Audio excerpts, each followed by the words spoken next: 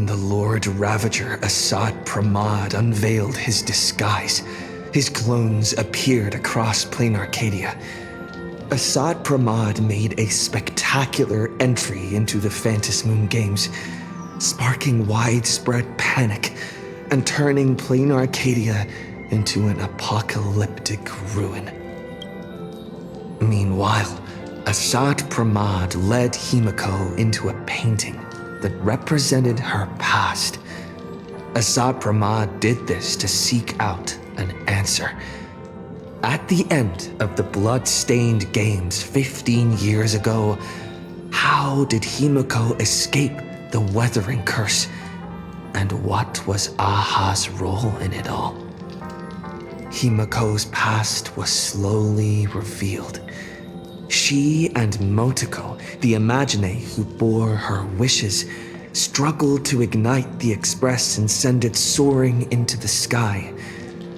Though Aha offered no reward, they received a gift from a mysterious figure hidden within the shadow of the Phantasmoon. Himiko and Motoko exchanged their destinies. Two girls made a promise to each other.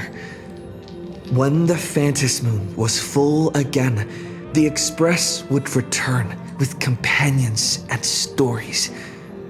With a desperate determination to get even closer to the stars, the Astral Express soared into the sky once more. 15 years later, Himiko had become the person she had once aspired to be.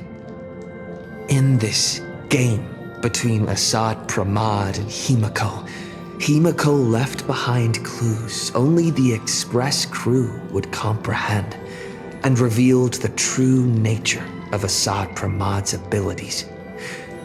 As a Lord Ravager with power over possibilities, he had imaginated an apocalyptic ending, dooming everyone on the canvas of reality in Ahatopia. Yao Guang summoned the Spiritus Kalachakra Skyplume to battle Asat Pramad's countless created selves. By using the power of observation, she located Asat Pramad's true body and sunk into the gap between existence and non-existence. And so, the battle between the Express crew and Asat Pramad began. In the ensuing battle, the Express crew found themselves pushed to their limits against a Lord Ravager fighting at full strength. Fulfilling her promise as the navigator, Himiko stood before everyone, willing to sacrifice her life to protect their chance of escape. When all hope seemed lost, my desperate wish awakened the Stellaron. I chose to bring Himiko back, and with her, preserve the continuation of the Trailblaze. The Stellaron answered this phenomenal wish, sending me back to the moment before everything became irreversible, and allowing me to turn the tide of the battle. With the encouragement of the Express crew, Himiko channeled unprecedented wish power and confidence to imaginate something she had long been unable to materialize: the Mechatron Starblazer. Asat Pramad's plan was foiled. Even in his moment of defeat, he arrogantly declared to me, "Flee." His plan stretched beyond victory and defeat. He had plotted for so long, and his plan was finally coming to fruition. The Voracity husk sealed for ages by the Phantasmoon Games was finally awakening.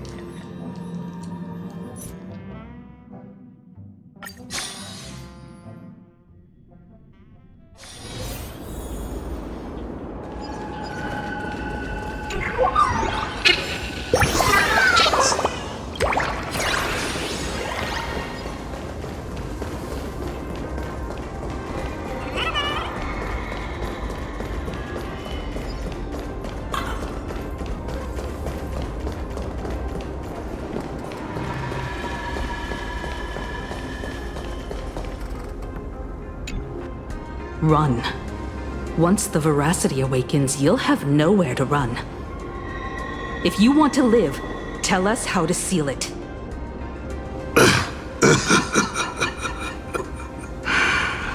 It's too late.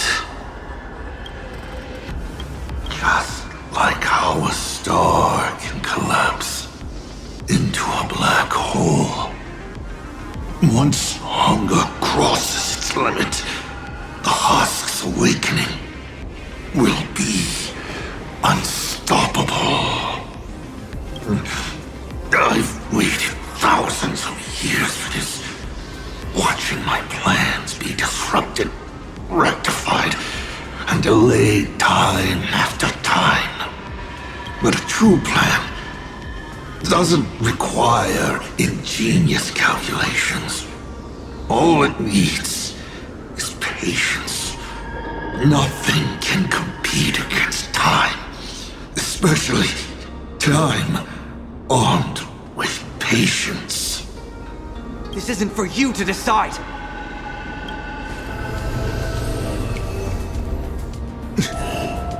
You've lost your mind. He wants to offer himself up as a sacrifice to satiate the husk.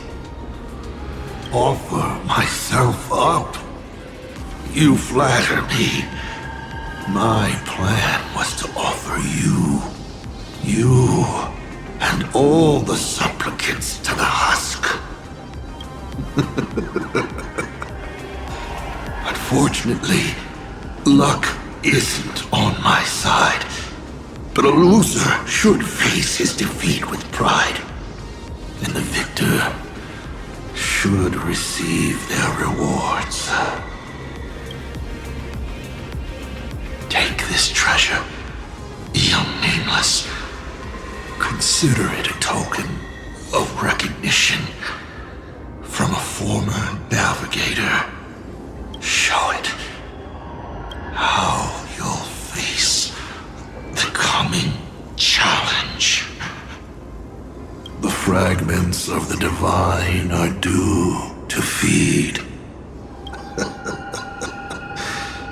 And so, once more, I depart for a destination that never extended me an invitation. From the bottom of my heart, I hope our paths do not cross at that place.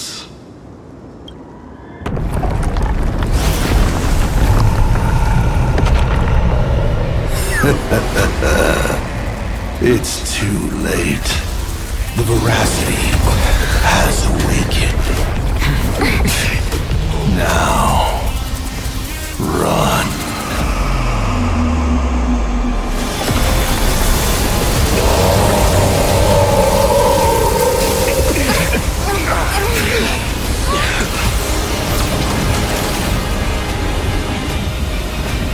Quick, on to Trailblazer, immediately!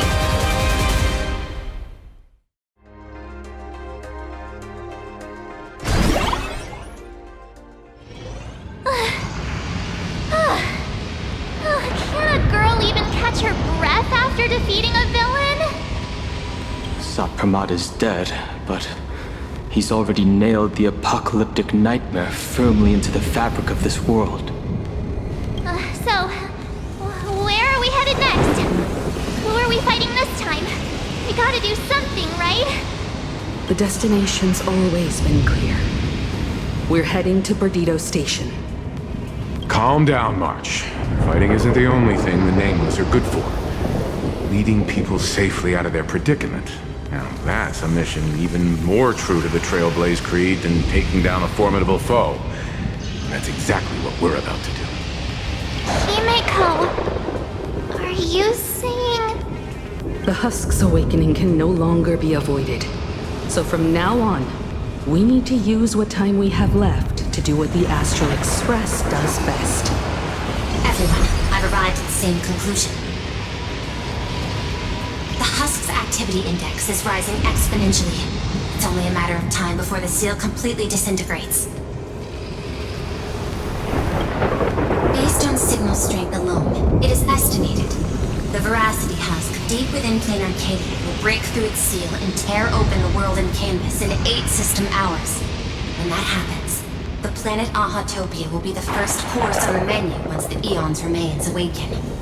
And 12 system hours after that, the entire Consternation star zone will be reduced to a feast for the ravenous.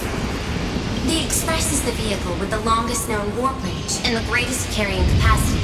I've already given the order. Perdido Station will clear a priority lane for you. Please proceed to Perdido Station with all haste. Allow the refugees to board and leave Planarcadia. Understood. Better brace ourselves for the most packed ride the Express has ever seen.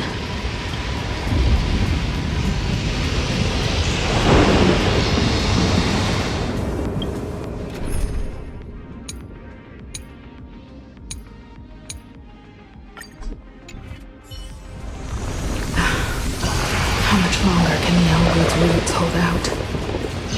We're running out of time. We're saved! It's the Astral Express crew!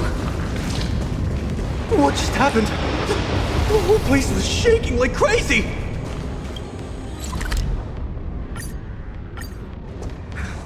The crisis isn't over yet!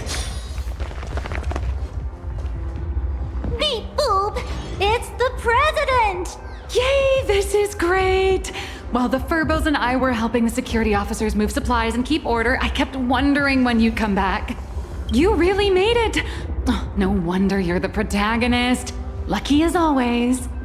Oh, thank goodness! I thought the president had gone out in a blaze of glory! Woohoo! The president is unstoppable! I'm gonna post this amazing news online right now! Oh, by the way, what about that Cienjo general who set out with you? To lock onto Asat Pramad's clones, General Yao Guang was imprisoned within infinite possibilities. I don't even know if she still exists. I see. Her divination came true after all. But, hey! There's no word she's dead for certain. Which means she's definitely still out there. I'll find a way to bring her back. I promise. I'm afraid now's not exactly the time for this. The ground outside is shaking like crazy. Looks like some big trouble is rearing its ugly head. I spotted Miss Kuchiba on a call with my creditor, the esteemed Madame Pearl. They were talking about doing a head count of the refugees and getting everyone aboard the Astral Express. I'd better head back and help them out. Everyone's pitching in and I'd look pretty bad just sitting around twiddling my thumbs. You should go talk to them in the meantime.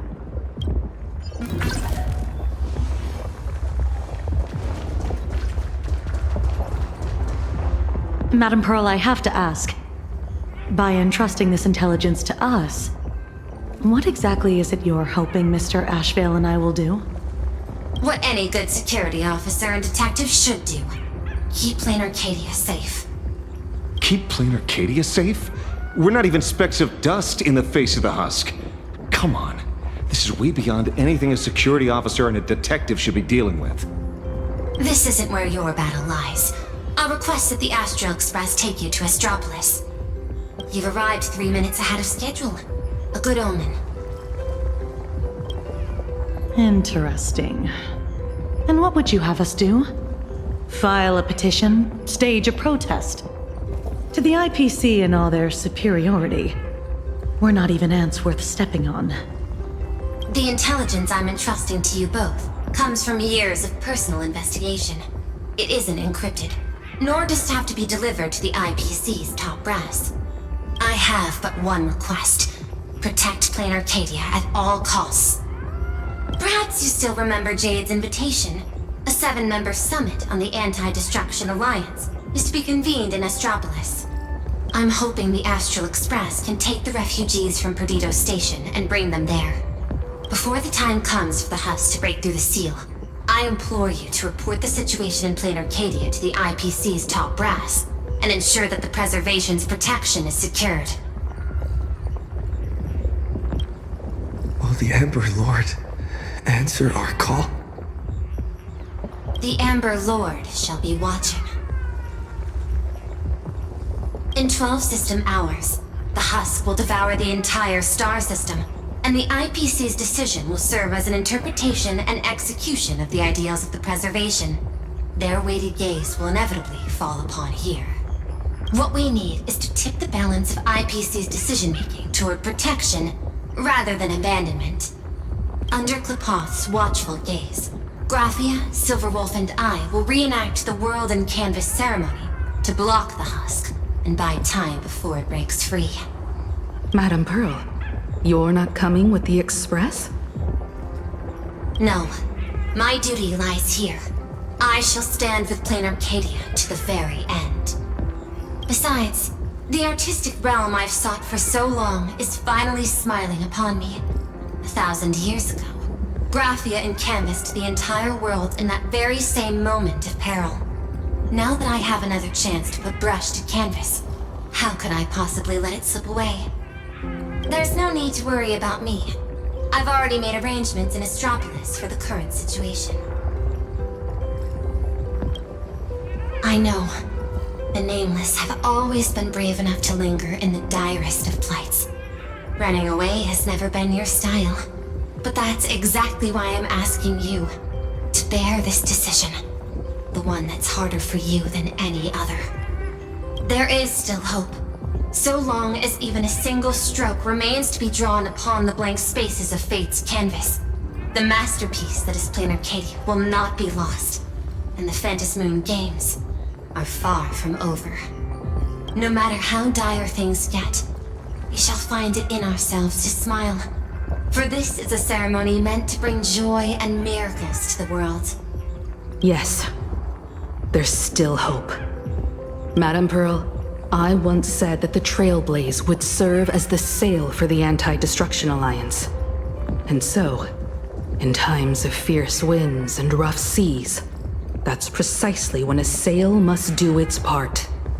Next, it's time for the Astral Express's War Council.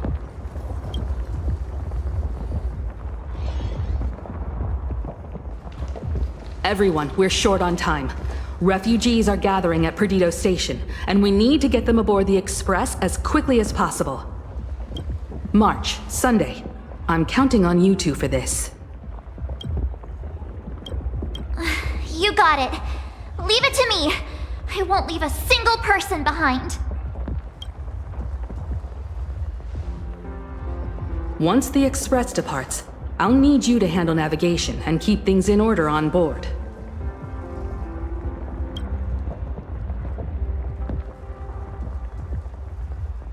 Haven't you been doing a great job this whole time? From here on out, you'll have to get used to holding the wheel.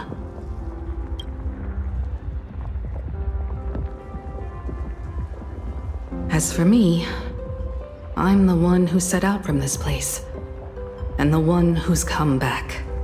This is my fight, and mine alone. I'm leaving Madame Pearl's request in your hands. All right. I'll get the Express and everyone on board safely to the next stop. I won't let you down. Feels like we're back to that very first moment when we boarded the Express. Well then, I'll stay behind and help Himiko maintain the Starblazer. In that case, the duty of protecting the Express falls to me. I'll be clearing the lane when the Express takes off.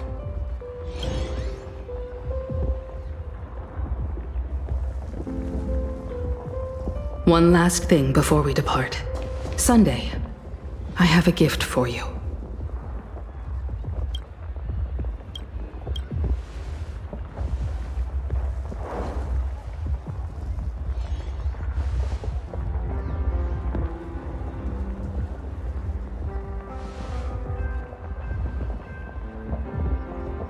as the navigator, I'd like to officially invite you to join the Nameless of the Astral Express.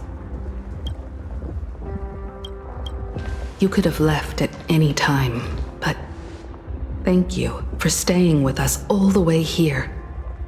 You may not be one of the Nameless who solemnly swore their oaths upon the path of the Trailblaze, but I believe the courage you showed standing beside us against Asat Pramad is nobler than any oath ever spoken. Thank you, Miss Himeko.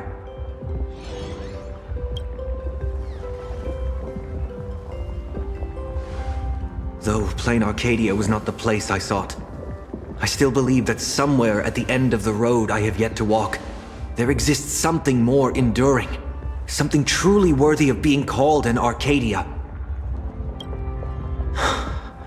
To that end, I'm willing to walk this path with you all, to witness it, and to see it through to the future that awaits us. Everyone, from this moment onward, we each march toward our own battlefields and fight for the survival of this world. But this is no farewell. I won't say goodbye to any of you. Not while we're still walking the same path. This journey leads us starward.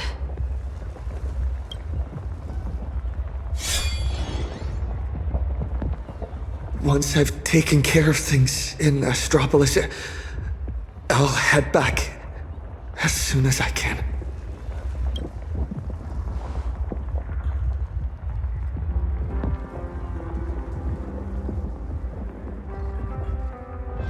Attention, all evacuees at the Perdido station! Please form an orderly line and board the Astral Express for immediate transport to Astropolis. I repeat, please form an... Time is short. It's about time for both you and the Express to depart. I can tell you still have your doubts.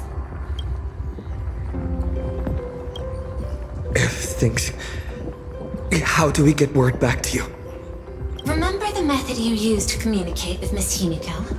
The signal of the Nameless is always the fastest and most accurate means of communication in the cosmos. Rest assured, so long as this world hasn't been swallowed whole, I will receive your information nonetheless. The road ahead remains uncertain. I can only wish you all the best on your Trailblaze journey ahead. Attention all passengers! The Astral Express will be departing in 10 minutes! Please board without delay!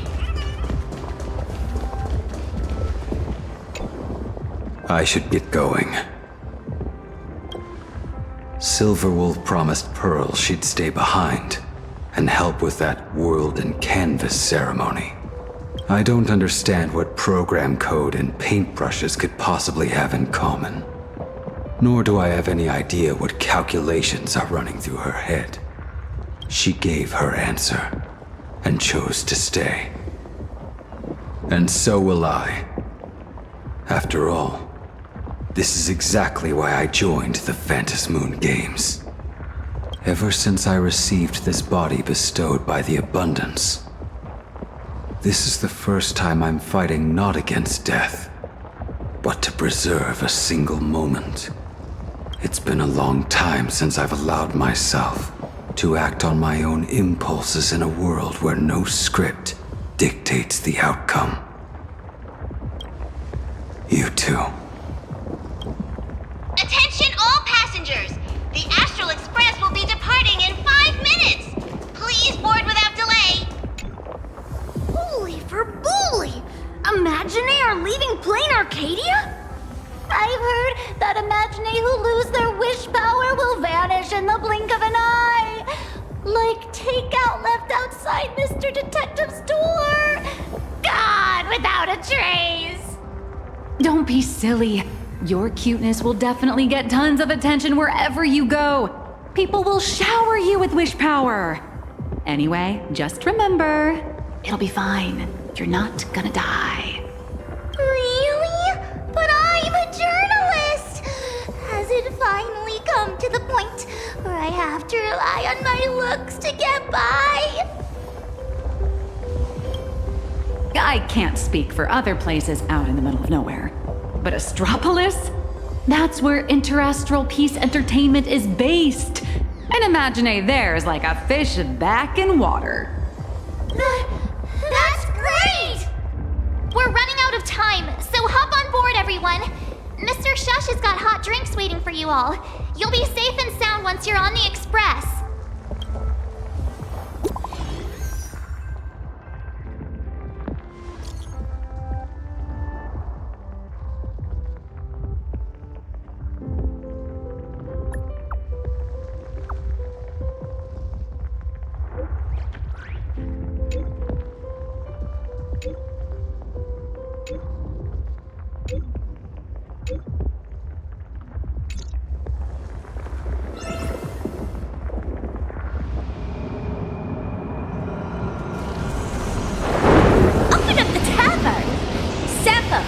You really think the world's end is some kind of public shelter? I know. Ever since the tavern was first established, it's only ever had one rule. No entry for anyone but fools. If we just throw the door to the hidden world wide open for anyone, people are gonna be pointing fingers at us. But Sampo, look at this flock of lost sheep with nowhere to go, and I gotta say, my heart's aflutter.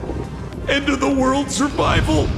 Now that's a market with some serious profit potential. Sampo, you ought to stitch yourself a mask out of credits. If you've got a soft spot for them, just admit it. So, it appears our beautiful and kind-hearted Miss Sparxie has some sort of compromise in mind? Rules may be set in stone, but a fool is anything but. Tavern business cards, special edition. Every single one is laced with my Sparxie virus. Just scatter them around, and whoever picks one up will get a Sparxicle mask. Brilliant! That basically means everyone's a masked fool from now on. Well, leave it to me to open the door. Good luck out there. Alrighty, my dear little Sparks heads, quit moping around. Pull yourselves together and get ready for the next party. An even bigger bash, the Doomsday Sparxicon! Everyone's a guest here. Grab a mask if you feel like it. As for surviving the chaos in this tavern, well, it all comes down to how wild a ride they're willing to have. What's the deal with these people? Did Sparxie let them in again? Darn it! Sampo, who told you to open the tavern door to these regular people? Easy there, young fool. Around here we extend a little grace and a little courtesy to anyone wearing a mask. Besides, I won't be sticking around here for long. Old Sampo will be taking them somewhere safe. Let old Sampo think for a second here. Where should our Doomsday Tour group take our new friends for a little sightseeing? Lushaka? Oh, these old legs can't afford to get rheumatism on top of everything else. Planet Screwlum? Those Intellitrons are way too cold. Wait, cold? Haha, I got it. Stick with moi, everyone, for only 10 credits each. I'll take you somewhere with absolutely gorgeous scenery. The Bellabog Tour Group is officially open for business. The masked fools are pretty impressive when they actually get their act together. Guess I better pick up the pace too. Attention all passengers! The Astral Express will be departing in 3 minutes! Please board without delay! Time to get going. Himiko, Dan Hong, Mr. Yang, hang in there. I'll be back to help as soon as I can. No matter how many obstacles lie ahead, no matter how many solutions I must try, I will win the support we need, bring the preservation's aid to this place, and put an end to the threat of the Voracity. We believe in you. Don't worry about us. We're counting on you now. We'll hold out until the moment you return with good news. No navigator is born knowing where the destination lies. The moment a nameless turns their gaze toward a destination not yet reached, they become the navigator of their own journey. Everyone, it's time for departure. Attention all passengers! The express will be departing in 1 minute!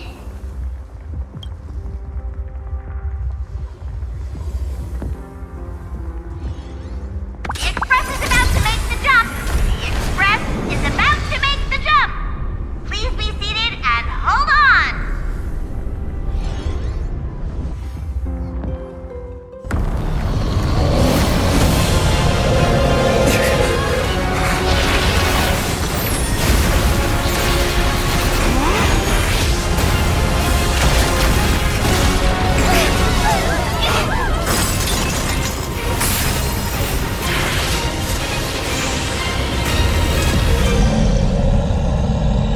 Goodness!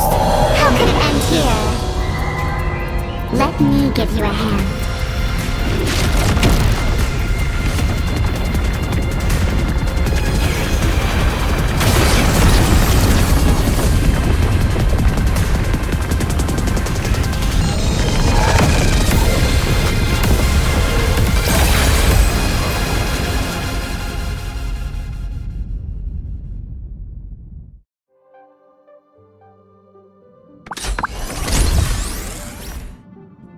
Express system diagnostics in progress.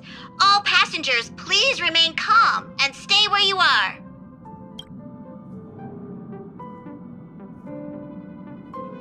Is everyone okay? For a moment, I thought I was a goner back there. I think I'm getting a little motion sick. You're lucky you can even feel motion sick. We almost didn't make it back there. Did you guys see that giant hand sweep past the window? It just came down from the sky and swatted the Phantom Moon away. I wasn't paying attention to that. All I saw was Don Hung and Miss Himeko fighting to clear a path for us. Conductor, what about things over in Planarcadia? Is everything okay? Relax. So long as no one's in a rush to charge head first into the beast's maw, your friends still have time to hold their own against the husk. What's going on? Who's talking?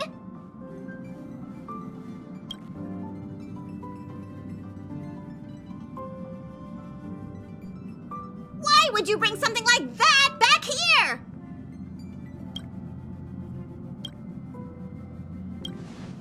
I heard that too, but I never thought you'd actually have the guts to take it. That's the head of a Lord Ravager we're talking about here. It's hard to say whether Asat Pramad's head is that hand, or this die. We've got enough trouble as it is. The Astral Express does not welcome it. Dear conductor, don't you think that's a little harsh? Thanks to you, the Express has had more close calls with death than Pom-Pom can count. Don't make Pom-Pom find a blender and turn you into a smoothie. It's all over now, conductor. I'm just a die left behind by Asat Pramad, a harmless toy that can't even move on its own. I see. How did things end up like this? Life is full of surprises, I suppose. Sorry for all the trouble I've caused you. To make up for everything I've caused the Express, how about I go back to my old line of work as IC? You might think of me as a little teaching tool. Whenever the young Trailblazer needs some tempering, or craves a little excitement on a dull stretch of the journey, just toss me up in the air. Just as I always have, I'll bring you a one-of-a-kind trial of probability. After all, learning to stay true to your path amidst chaos and the unexpected. That's one of the most important lessons for the Nameless, isn't it? Roll a 1, and I'll generate astral charts plotting a course straight to the Antimatter Legion's Warforge. Roll a 2, and for the next hour, every beverage on the Express will be replaced with high-energy fuel, or Von Walk's iron-eating stomach acid. Please, just find a rag and wrap it up. I can tell. Back when Icy, the Starseer, was around, the Nameless never lacked the opportunity to go on an adventure. Times have changed. Passenger with Himiko away, you'll need to step up and take on the role of acting navigator. That'd be good. Calibrating the warp jump to Astropolis is gonna take a little more time. Why don't you head to the party car and check in on everyone? Those passengers who just escaped must still have their hearts in their mouths. Go bring them a hot drink and say a few comforting words. Let them know that now they're aboard the Express, everything's going to be okay. Leave it to us, conductor.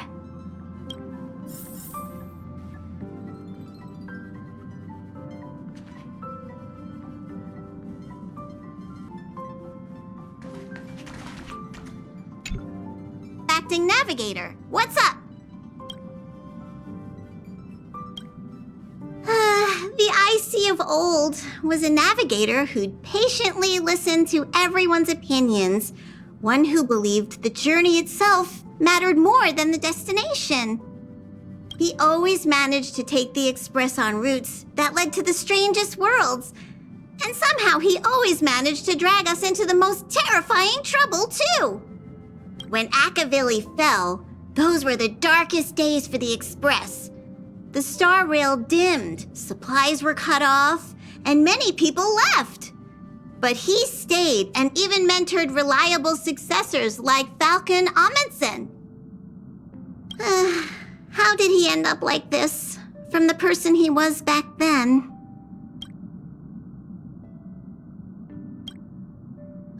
It's a curio he's kept on him since long before he became a navigator. He says the die was a blessing from Aha, capable of toying with probability on a whim. Icy always liked to roll the die before deciding on a route. And wherever it landed, it never failed to bring us unexpected luck and misfortune. Pompom still remembered this one time when the die sent the Express straight into a graveyard of anti-organic vanguards left over from the Emperor's war period. Nearly got everyone on board wiped out. Luckily, Falcon rolled a big number and all those ghost vanguards wandering around just shut down on the spot. Even though Icy always said misfortune tempers the Nameless, everyone's blood pressure still went up and down right along with that die. That thing is way too dangerous. You gotta be careful with it.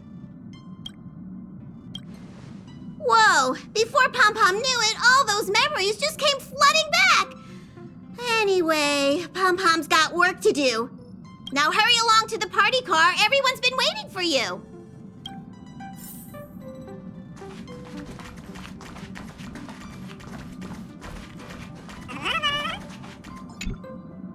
Himiko, Dunhung, Mr. Yang, come in. Please respond. Does anyone copy? Why is the signal still so bad? It's our first mission without Himiko by our side. I just can't help feeling a little uneasy. Miss March, sometimes no news simply means they're still in the fight. Don't worry. I'm sure they'll be fine. I know, but I can't help it. For the time being, the only thing we can do is get to Astropolis. The sooner, the better. The sooner we finish what Pearl asked of us, the sooner we can get back and reinforce them. Yeah, you're right. Standing around worrying isn't gonna do any good. Come on, let's go check on everyone in the car. And then, full speed ahead to Astropolis. I'll accompany you. Back in Penacony, easing worries and soothing troubled hearts was practically my day job. March, Sunday, time to head over to the party car and check on the refugees.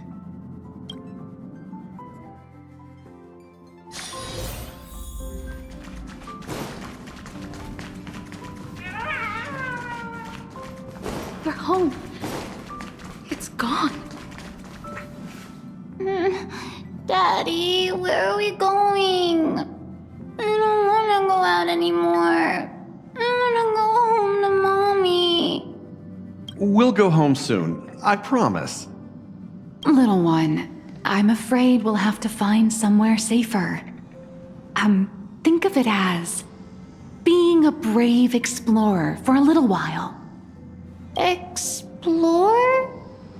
Even heroes in stories have to retreat sometimes before they can find the weapon to beat the big bad monster. So we gotta be brave. Wouldn't you agree? I'm gonna be a brave explorer. Some people look miserable.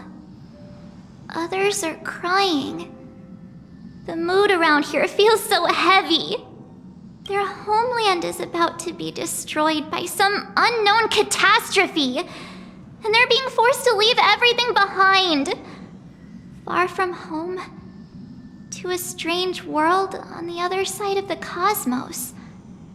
Everyone's on edge, not knowing what the next moment might bring. What are we supposed to do? Fear is contagious. It spreads from one person to the next. One person cries, and 10 more start to panic. Let me try using my tuning to soothe these people.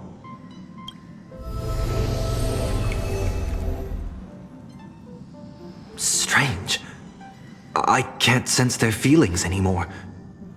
The power bestowed upon me by the Mask of Elation. It's gone.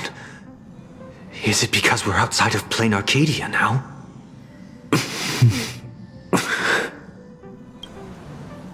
You got this, protagonist.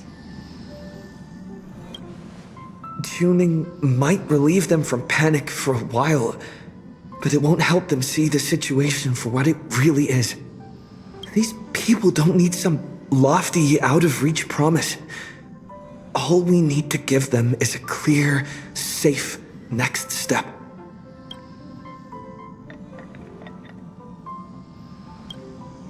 I know that some of you still have loved ones back in your homeland. And some are grieving for all that it's been through. But Planacardia is still standing. Its light still shines on the Express's astral charts. Because there are still many brave souls fighting on that land. The Nameless, the Stellaron Hunters, the Masked Fools, and, of course, Madame Pearl. But is there truly any way to stop those things crawling out from underground?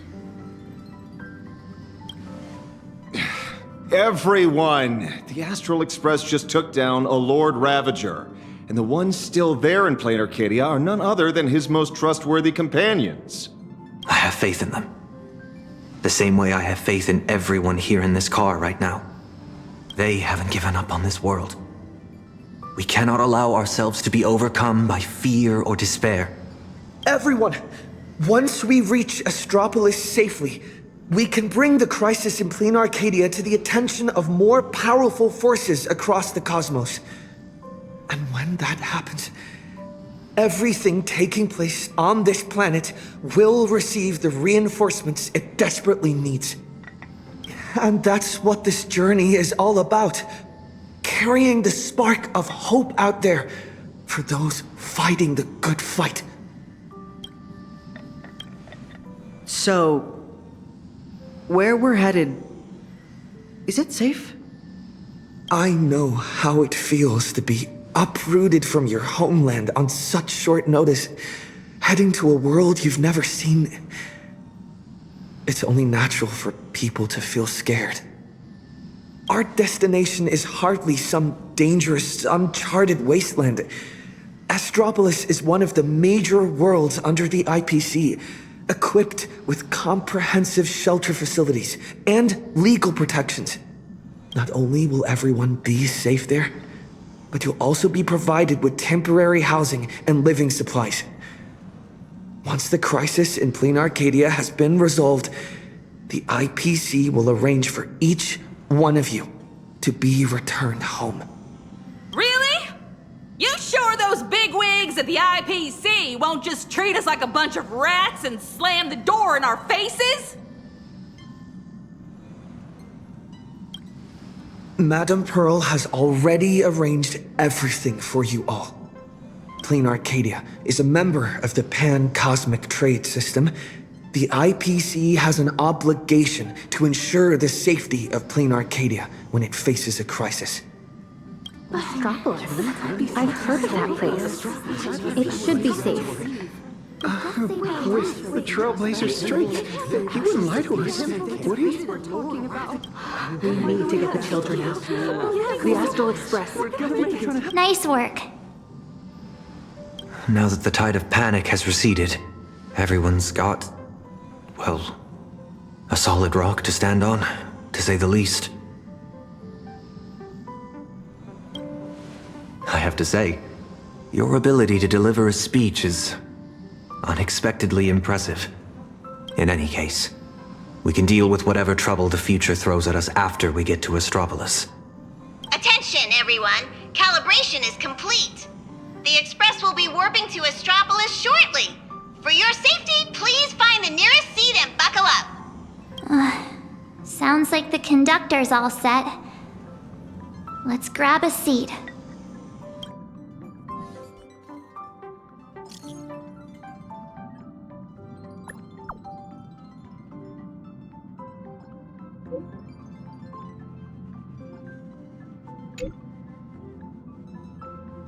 Engines primed. We're ready to depart at any time. Himiko, Dan Hung, Mr. Yang, please hang in there and stay safe. You have to wait for me to come back.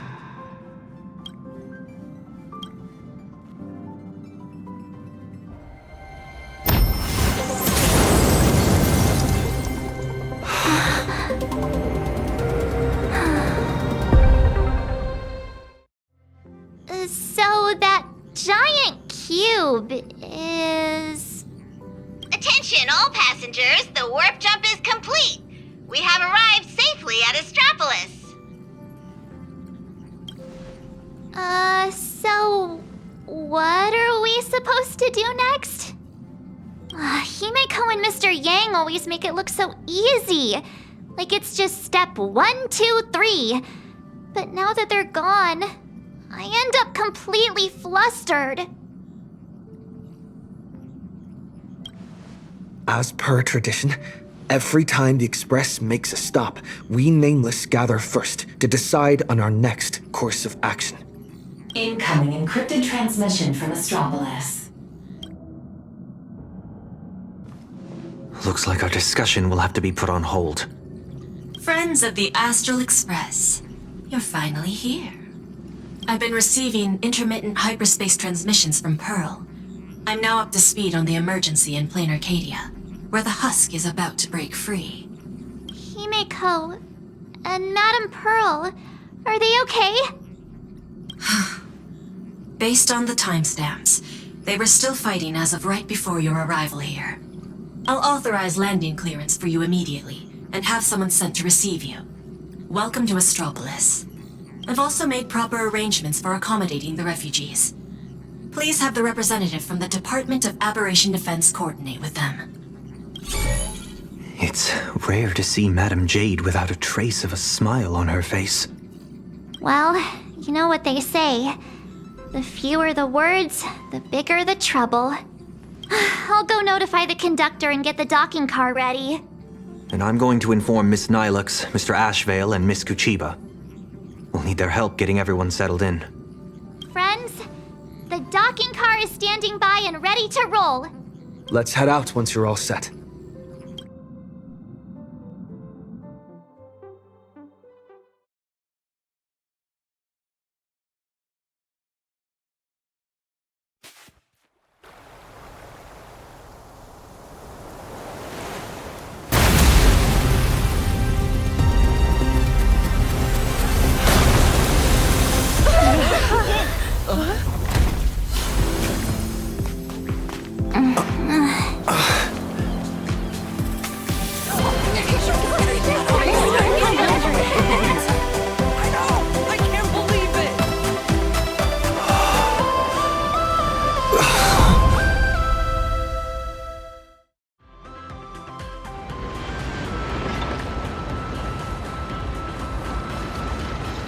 So, this is Astropolis? Trampolines, beach volleyball, and the smell of barbecue wafting in from who knows where. Guess this is what vacations are all about. We just barely escaped with our lives.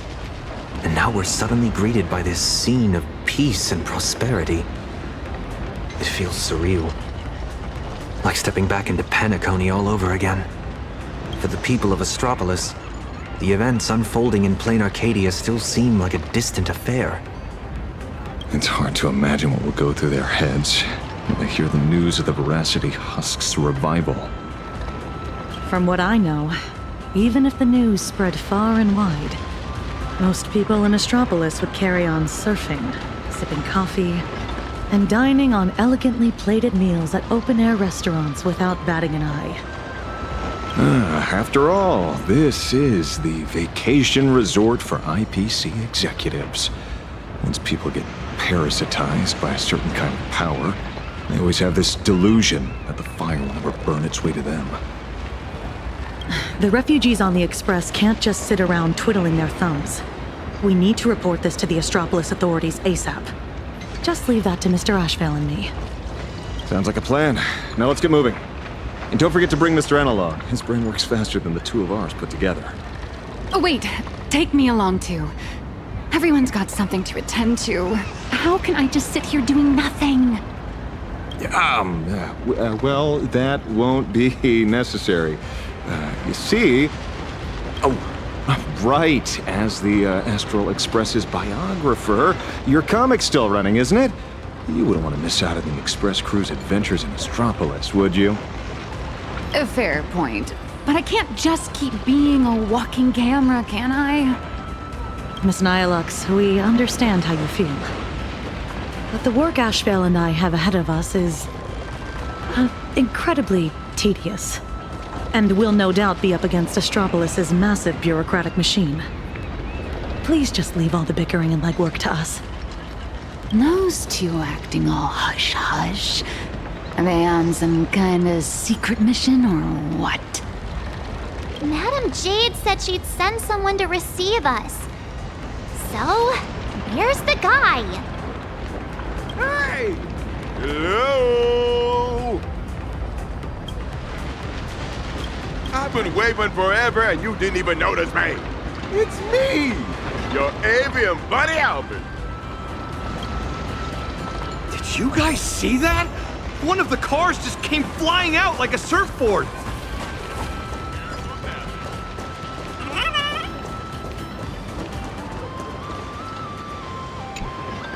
Surprise!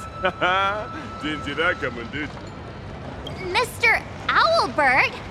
What are you doing here? After all those episodes of Keeping Up with Star Rail, don't tell me you still didn't know the show's physical studio is right here in Astropolis. Do you have any idea how hard it was for me to get away from my mountain of work? All because Madam Jade asked me personally to come pick you up. Picking an old friend of the Astral Express would. Good job, best. What's she being all secret about anyway? I'm a pretty big deal in Astropolis, you know. Come on, can't you give me just a teensy little hint?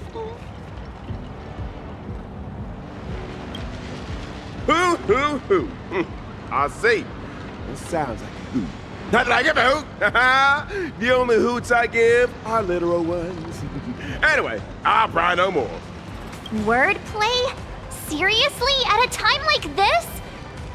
Unbelievable. Easy there, young lady. There's no rush. Just follow me. We'll cut through the Seaside Park, and Madam Jade will be waiting for you somewhere a little more convenient. In the meantime, allow me to give you a grand tour of the city of converging stars along the way. Its sights, its culture, the whole shebang. Shall we?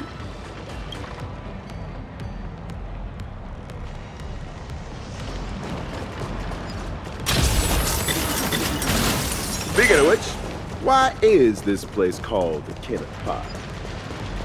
Ta-da! The answer is... The administrator of Astropolis is named Kenneth Arita, and he's the one who designed the Seaside Park. All right, we're not here for sightseeing. Can we... Here we are. Just head up this way. Madam Jade's waiting for you on the Hotel Terrace. The Tide of Terminator Grand Hotel, huh? So this is the spot Madam Jade picked. Pretty tucked away, I gotta say. Wait, you've been here before, Miss Blurry? Well, I did actually live here for a while back in the day. You know how it is. As a comic artiste, my greatest talent is traveling around the world, alternating between field research and deadline crunches. Every time I do an interview, I can't help but envy you guests who get to travel far and wide and rack up all those amazing experiences. Sadly, work is like an invisible birdcage that I just can't seem to get away from. Well, the mission Madam Jade assigned to me is all wrapped up. Much as I hate to say goodbye to you all, I gotta be on my way and get back to recording the show. Before I head out, I hope you don't mind me asking, Trailblazer, since you graced Astropolis with your presence, would the Keep It Up with Star Rail production team have the honor of interviewing you and your friends? He just casually dropped the politest rejection ever.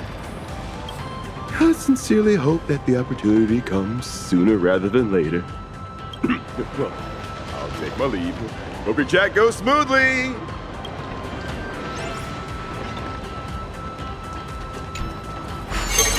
Wait, why is interplanar jump here in Astropolis too? Come to think of it, I think I might have also spotted some Imagine along the way.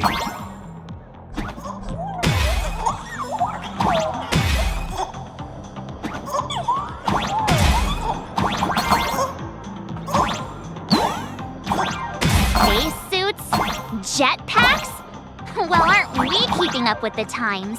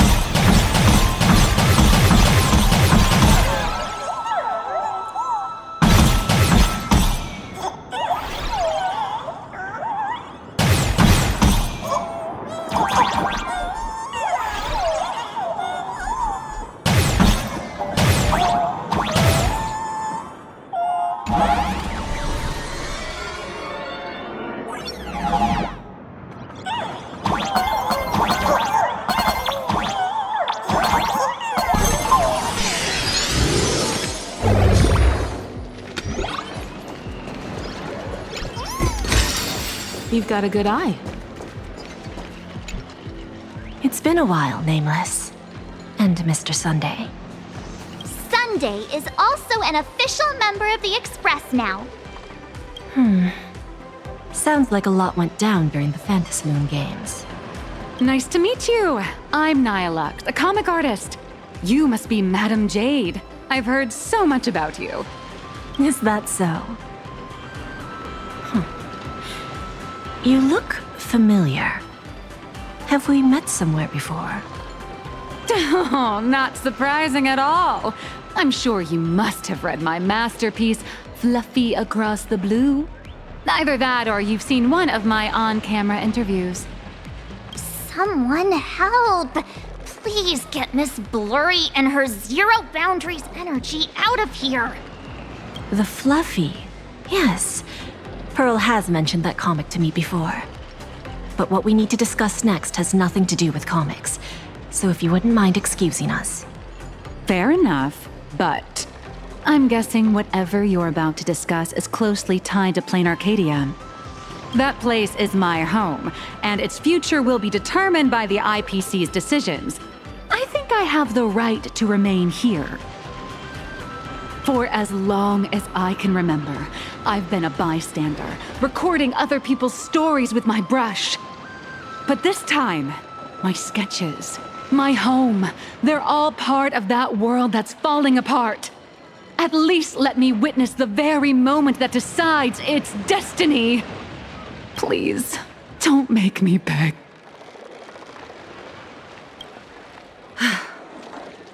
There are 8 system hours before the husk of Voracity breaks through the seal. Pearl's transmission conveyed both her resolve and her plan to save them.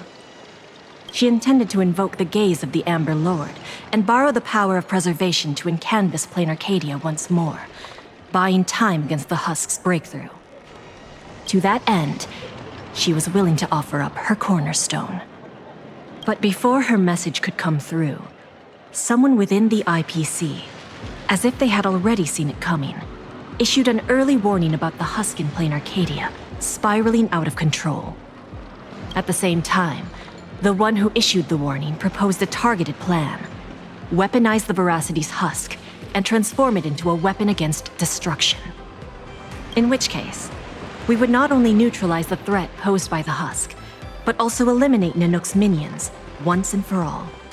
Perhaps even wound the Eon themselves. By comparison, Pearl's proposal looks more like it's just stalling an inevitable catastrophe. Convert the husk into a weapon? If we do that, all of Planarcadia would cease to exist, wouldn't it?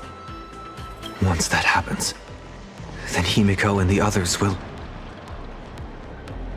My friends, 2 Stellaron hunters, Madame Pearl, and countless citizens out there are still fighting for Planarcadia. As long as there's a chance to help them, as long as there's still a glimmer of hope, I'll pay any price without hesitation. But there is one price I refuse to pay. Their lives. So, who proposed this plan anyway? Oswaldo, from the Marketing Development Department. That monster! Does he have even an ounce of humanity? Human nature isn't even my main concern here. I'm more doubtful about whether this plan can actually work. I mean, was there really not a single person at the IPC who stood up and asked that guy if this plan even had a snowball's chance of working? Of course there was. But standing behind Oswaldo was none other than Miss Yabuli from the Technology Department. As the de facto leader of the Intelligentsia Guild, Yabuli has spent years researching this technology. She's staking her personal reputation on seeing it put into practice. I assume you noticed the presence of Imagine on your journey here. Well, yeah, but what does that have to do with what we're talking about? They're not visitors who migrated from Planarcadia, but homegrown products of Astropolis itself. I've heard that the birth of Imagine is closely tied to the unique properties of Ahatopia. Could it be that Ms. Yabuli really has gotten her hands on some earth-shattering secret? It's hard to say, but there's no doubt she's conducted extensive research into both the husk and imagenesis. Her claim that she can manipulate the husk of Voracity doesn't seem to be some spur-of-the-moment delusion. Even if she could harness the Voracity, that's not exactly preservation, is it? Aren't you all followers of the Amber Lord? Little girl, the IPC indeed walks the path of preservation. That much is true. But the IPC is made up of individuals, each with their own idea of what preservation actually means. Should the preservation be about protecting individual lives and homes, or safeguarding the prosperity and order of the universe as a whole? That's a debate the IPC has never stopped having. Compared to the Anti-Destruction Alliance strategy, which would require endless coalition building and diplomatic maneuvering, the proposal to weaponize the husk holds far more appeal. It offers a radical, efficient approach that would dramatically showcase the IPC's power, and the prospect of harnessing the fragments of a fallen eon. This alone was enough to send many a colleague of mine with a taste for grand narratives into a frenzy of eagerness. Grand indeed. But I fear that when the time comes, Yabali and Oswaldo may end up creating something far more terrifying than Nanook. From what I understand, no matter how many people support or oppose it, the proposal still has to be put to a vote by the heads of the IPC's 7 departments before it can be implemented. Aside from Oswaldo and Yabali, Taravan from the Building Material Logistics Department also cast a vote in favor. Oh, that gluttonous butterball. Can't say I'm surprised. Everyone who meets him wonders if he's got some kind of family ties to the Voracity. Wait a minute. Let me write down all these names and departments.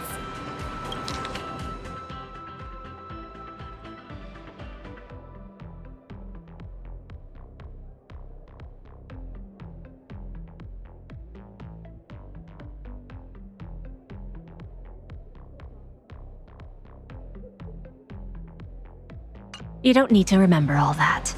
All you need to know is this. The score is 3-3. For the time being, we're tied. Whew. Thank goodness. Sounds like things haven't gone completely off the rails just yet. Wait, 7 departments, 7 votes. Did someone abstain? The power to cast the deciding vote fell into the hands of Mr. Arita from the Traditional Project Department. Instead of tipping his hand at the meeting, he postponed the vote. And in 5 system hours from now, he will give his answer at the Internal Decision-Making Conference. How long? 5 system hours? In other words, it's only a matter of 5 hours before Planacardia gets canvassed again. Or becomes a total sacrifice to the weaponized husk. And our goal is to convince the undecided Mr. Arita? Precisely. As a matter of fact, he refuses to meet with anyone, especially lobbyists from within the IPC. Arita is the most senior of the 7 department heads, and the most low-profile one among them all. Apart from showing up to make calls at key moments, his schedule is never made public. A big man like that prefers to call the shots from behind the scenes, not step into the spotlight to debate with his subordinates. Then what if it were the Nameless of the Express requesting an audience? Would there be even a sliver of a chance? It's a long shot, but I guess we could give it a try. I've already dispatched a team of field specialists to track down his movements today. I'm sure one of them will report back with a lead soon. I'll talk Arita around, no matter what it takes. The fate of billions is at stake. My friends' lives included. That's all the reason I need to keep fighting for this. I believe Madame Pearl shares the same conviction. And that is why she has my respect. But make no mistake. Just because I'm giving this everything I've got, doesn't mean I'm fully siding with the Strategic Investment Department. I refuse to let the fate of billions become a bargaining chip in the IPC's internal power struggles. I understand. I swear by my cornerstone that what I place upon the scales this time is my unconditional trust and support. You have my word, so please rest assured. To ensure you all have a proper base of operations, I'll arrange an office in Loadstar Tower, the central hub of Astropolis. You're welcome to convene there to discuss the matters ahead. Well then, I shall take my leave.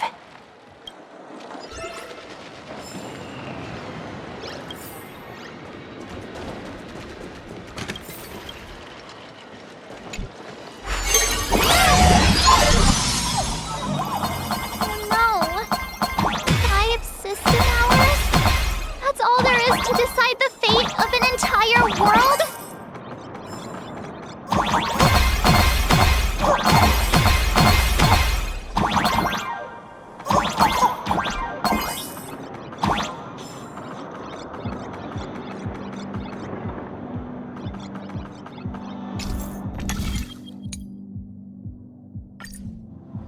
What kind of people does Jade send into the field? Probably people who are good at staying under the radar, I assume.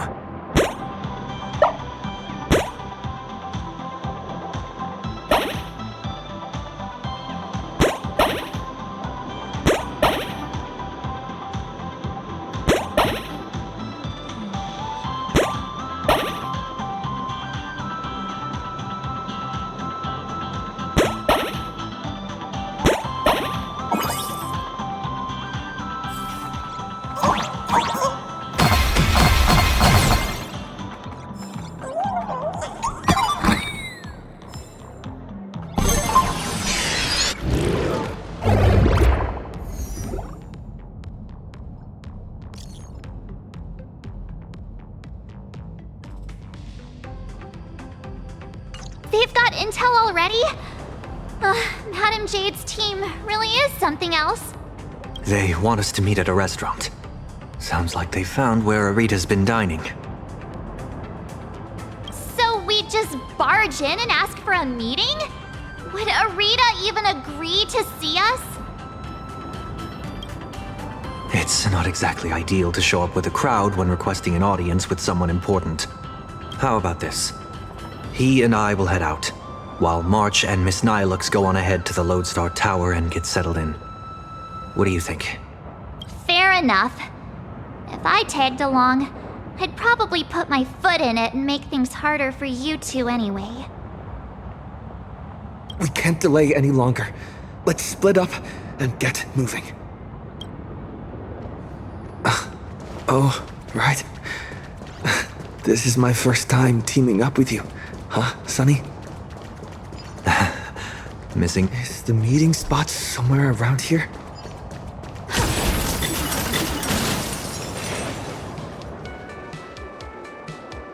Wait. That figure! Is that you, Scott? You're still alive?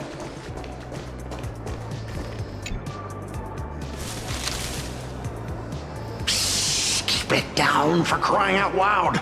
Can't you see I'm in the middle of a secret mission here? Thanks to your immense generosity, I, Scott, have come back from death, and now I'm back to repay the favor! And this is... Oh, almost forgot. This is an old acquaintance of mine, Mr. Scott. You're the IPC victim from the bloodbath in Dovebrook. So, Mr. Scott, how exactly did you survive? Wasn't it all thanks to you screaming about getting revenge for me in front of everyone? Oh, please, would I ever lie to you? Shall we run it back on the VCR? This one is for Scott. And this one, this is for everyone you've tormented! All right, I said it. So what? I'm kind of starting to regret it. Well, it's too late for regrets now. After Interastral Peace Entertainment broadcast that fight, everyone started asking the same thing. Who's Scott? When I was alive, I never imagined I'd ever have that kind of insane clout. That's probably why one day I suddenly woke up in my office in Astropolis as if everything had just been a dream. It seems wish power doesn't only take effect in Planacardia. It can work in Astropolis, too. My fault. I've been rambling on about everything except what actually matters. But how lucky am I? I just got back from hell, and already I have a chance to repay your kindness. Madam Jade asked me to share what I know about Arita with the two of you. So, Mr. Scott, you know of Arita's whereabouts? Of course! The many secrets of Astropolis are practically pinned on a public bulletin board for a wallflower like me, someone who can slip through walls and go completely unnoticed. I sneaked a peek at Arita's secretary's shredder and pieced together his itinerary. Mr. Arita will be dining at this upside-down restaurant today.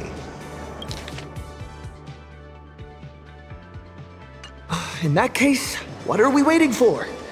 Lead the way. Who would have thought your single act of kindness would transcend worlds and come to our aid? That was hardly some act of kindness.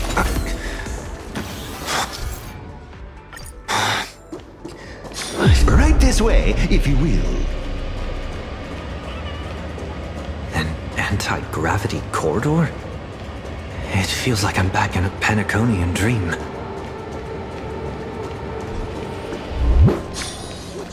To purchase the ownership rights of the cloud you're standing on? Even back when I was still alive, a place like this was a rare splurge for me. A restaurant that truly lives up to its name. The view here is quite spectacular. In Panacony, whenever the stock market fluctuates, plenty of people will head up to high places for a little mental recalibration. Does Astropolis share the same custom? A bigwig like him is definitely dining in some secluded private room, probably surrounded by bodyguards too. Let me go scout ahead for you. Wait here.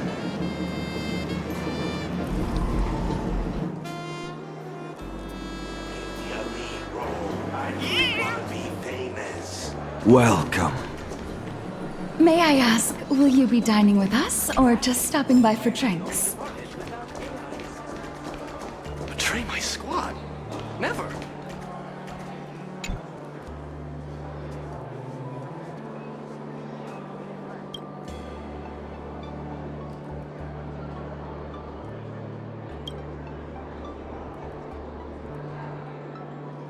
Welcome, distinguished guests. Shall I recommend today's specials? We have emerald mushrooms, flown in fresh from Von Walk, and the giant prime tomahawk steak.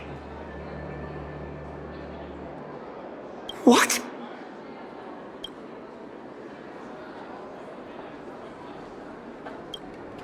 We're waiting for someone.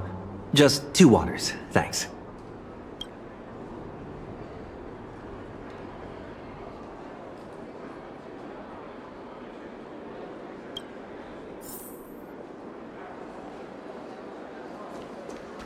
Wait a minute. Is that Asta?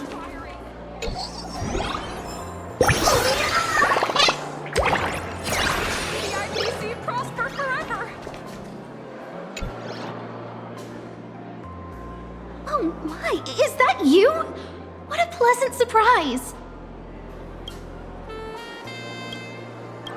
What do you mean? Astropolis is my hometown. I've mentioned it before, haven't I? Quite a few people in my family work for the IPC. I racked up a bunch of vacation days at the space station, so I figured I'd use them and come home for a visit. Plus, it gives me a chance to handle some, collaborative matters on behalf of Madame Herta. What about you guys? Here for a meeting with the IPC? Or on vacation? More or less. We've got some urgent business to take care of. Then I won't keep you any longer. But if you need anything at all, like booking a table, arranging a visit to the Cloud Peak level of Loadstar Tower, anything like that, just let me know. After all, sometimes connections get you further than regulations on IPC turf. Good luck out there! Where'd Scott run off to? What's taking so long? Let's go check on him. Strange. There aren't even a...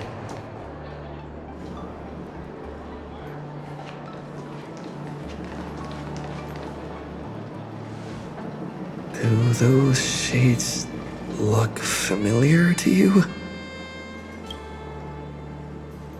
Wait, they appear to be Mr. Scott's. What exactly happened here?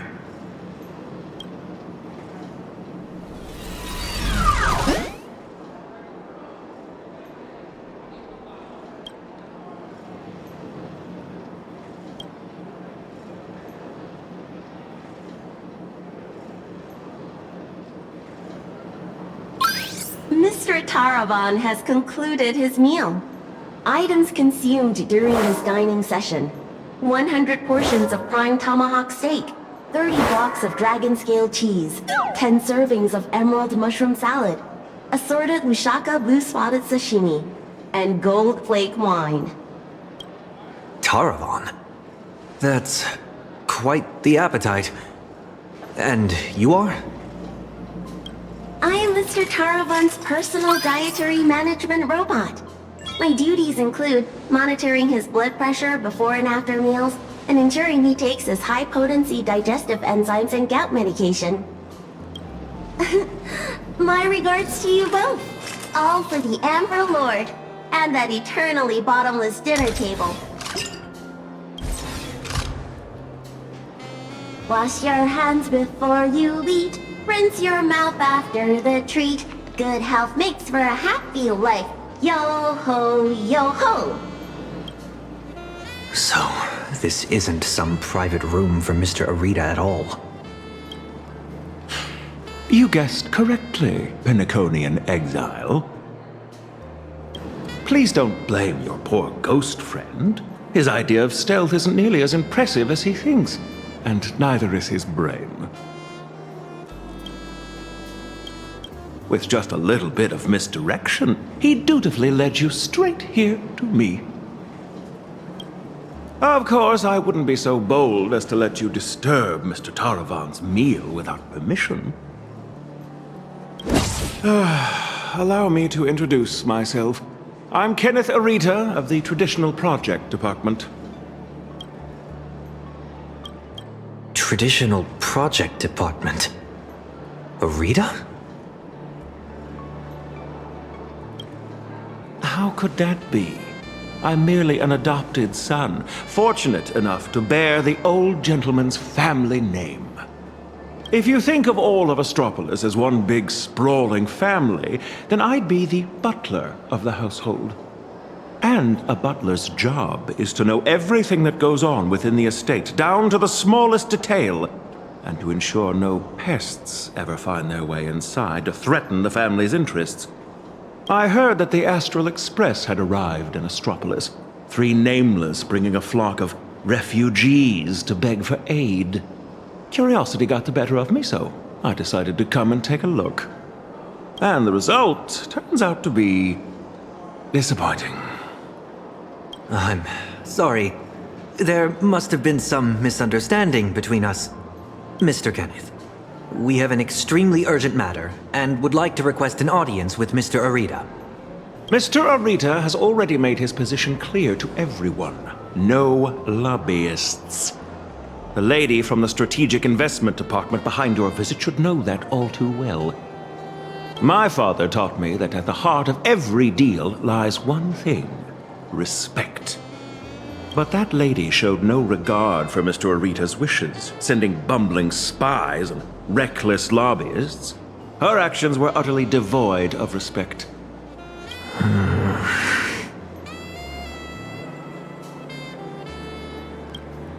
Kenneth, we're not spies, nor do we mean to offend you.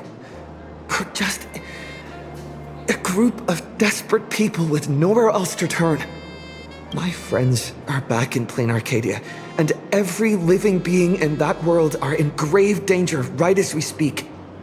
On behalf of the Astral Express, I make this promise to you, and through you, to Mr. Arita. So long as he is willing to cast the deciding vote against the weaponization of the husk, the Express will bear any and all costs and obligations that arise from it.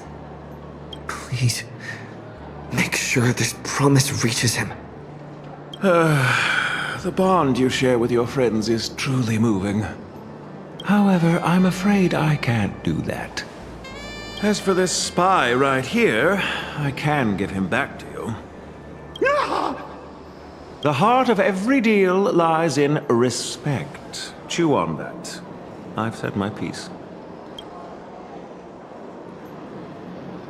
Ugh, Taravan, that bloated pig. Weaponizing the Voracity? Why not just weaponize himself instead? Save everyone the trouble. So, what do we do now?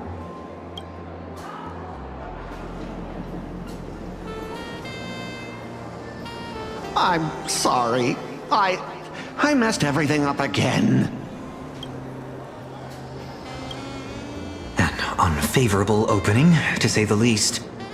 The moment IPC faction politics get involved, things get infinitely more complicated. What do you think?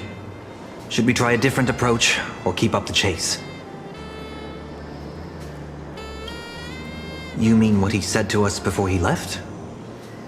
The heart of every deal lies in respect. Is Kenneth trying to tell us something? Respect?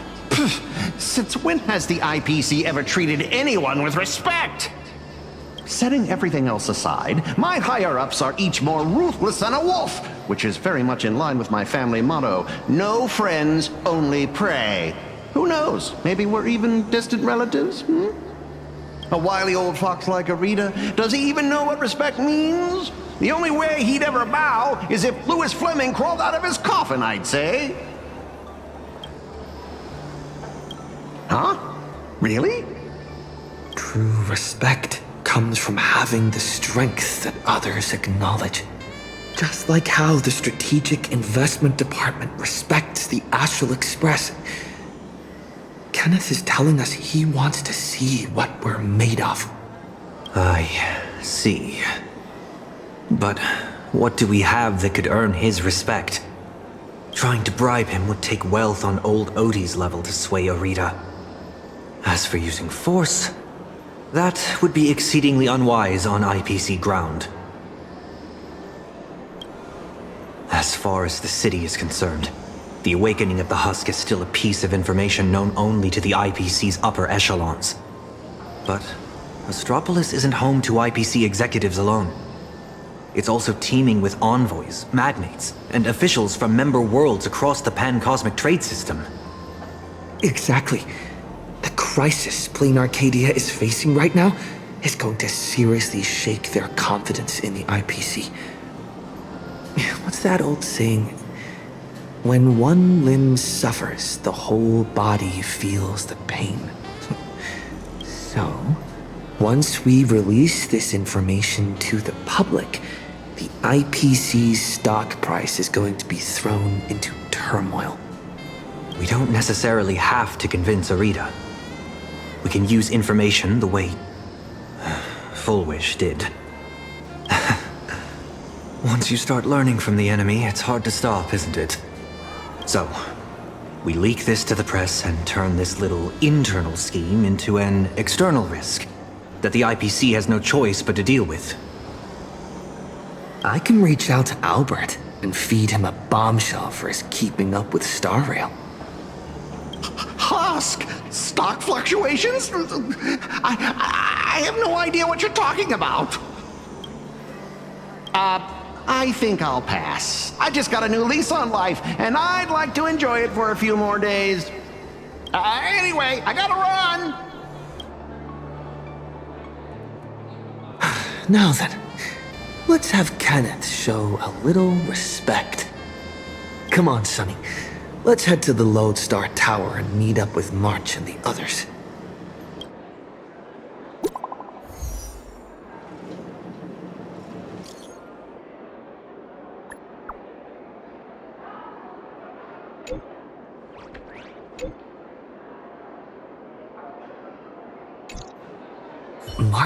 7th disturbing the peace? What?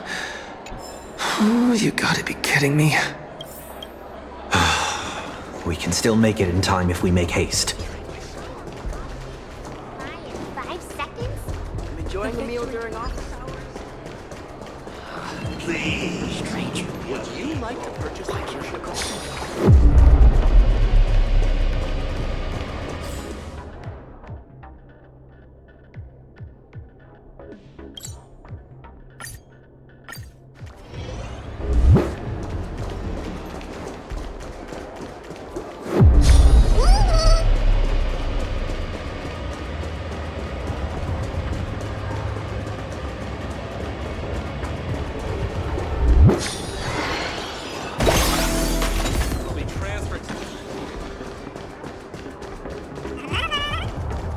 It's just one thing after another. Is Kenneth creating obstructions for us? No way. He left us a hint? So, the marketing development department is behind this?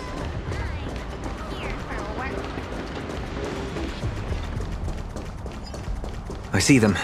They're right there. Why are there security forces here?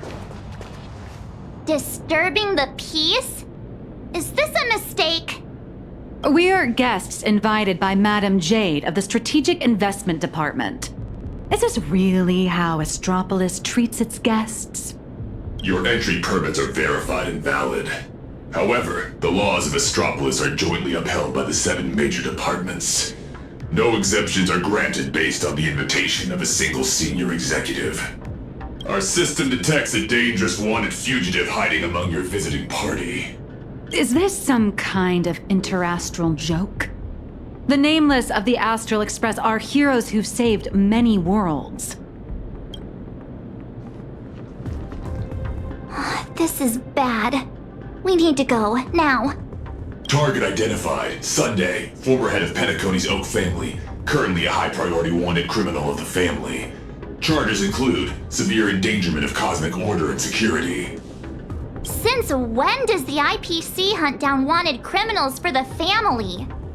In accordance with the Pan-Galactic Civilization's Judicial Mutual Assistance and Emergency Extradition Treaty, IPC security forces are authorized to subject dangerous fugitives to preventative detention to ensure segmentum stability and fulfill treaty obligations. It appears explaining myself is entirely pointless now. Excuse me, I am not equipped with a dreaming module. You have selected the most unwise course of action. Violent obstruction of the law. Warning, disarm immediately. Non-compliance will prevent us from guaranteeing your right to life.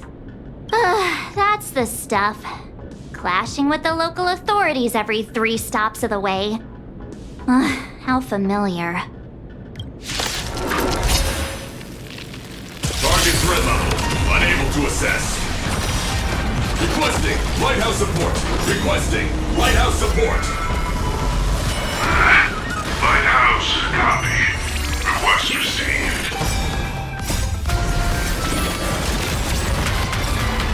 Execute judgment! Light up the cosmic night!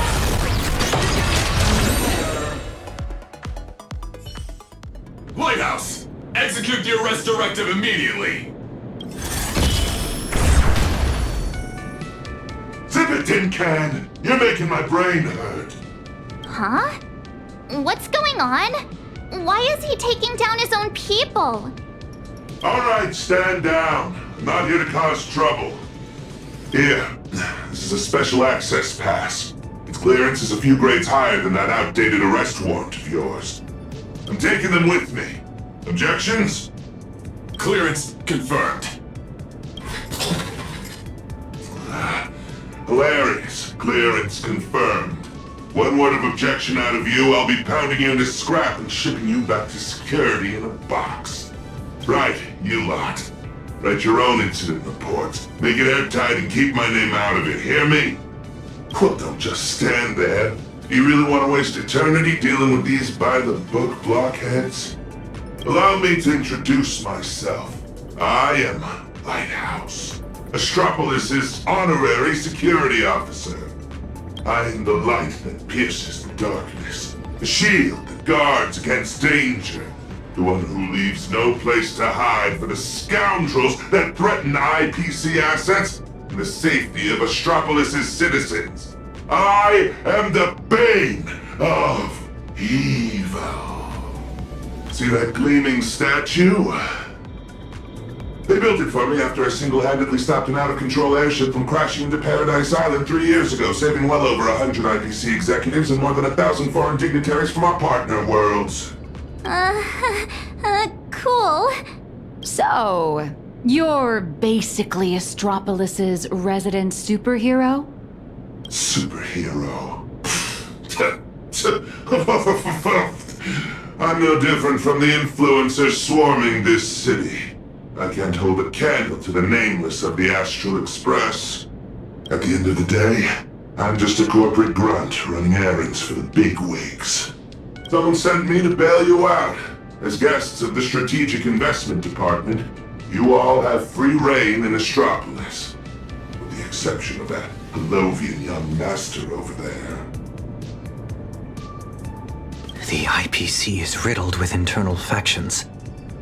It seems someone is trying to assert their presence. Spot on! I got 2 calls at the same time. One asked me to ensure unrestricted access for the Strategic Investment Department's guests. And the other asked me to apprehend the high-risk wanted felon.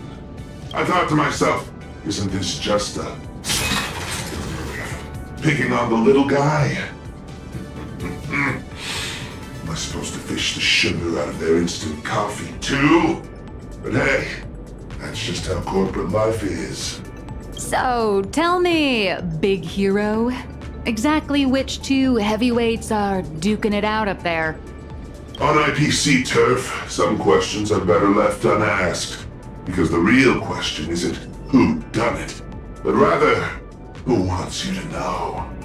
And I obviously haven't received the directive to tell you. To think my past mistakes would catch up with me right here, right now. You two, I'm very sorry. Imposing my presence here will only burden you. So be it. No need to worry, Mr. Lighthouse. I believe Astropolis. Immediately. Where could you go at a time like this? I'll return to the Express and warp to low orbit above Planacardia. There I can use the Express as a comms relay. We need first-hand intel from there. Take care, you two. I'll do my part. And you do your best, too. Phew! Finally got His Highness out of my hair. My performance review is safe. I'll call that a win. Honestly, I never want to set foot in this dump ever again. It's truly my greatest honor that you Nameless are so willing to cooperate. By the way, I hear you're heading to the Loadstar Tower. Please, allow me to escort you the rest of the way. I guarantee no one else will come looking for trouble. Escort. Or surveil. In Astropolis, surveillance is a public service. Me, I'm just the optional companion package with a more personal touch.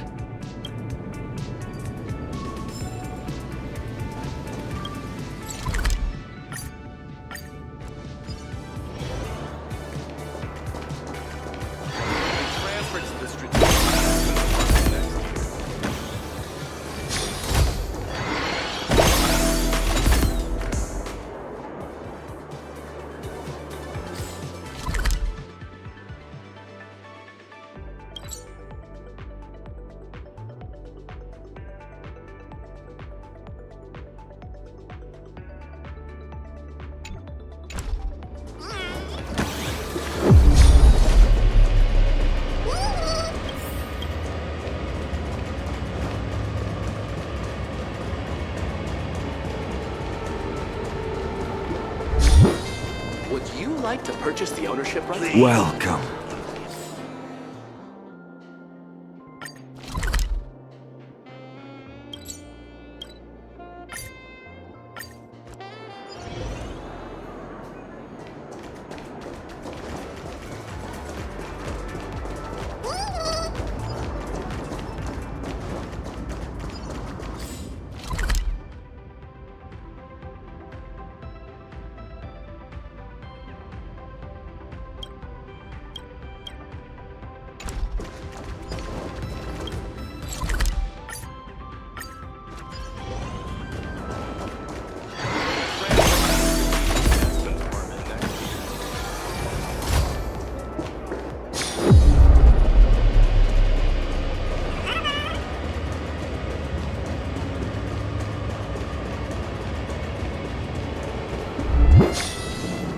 you like to purchase the ownership rights of the Cloud Coast?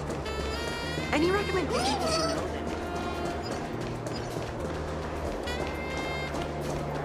Child prodigy enjoying the meal who during can our cry English at squad? last second. Never.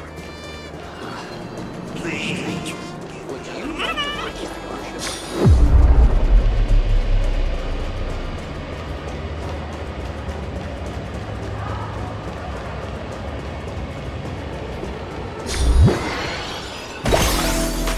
They transferred to the strategic.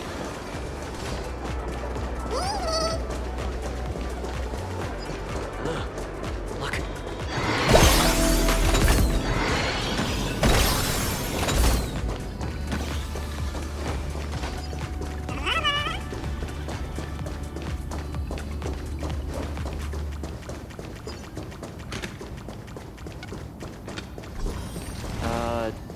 How can I claim accidental death?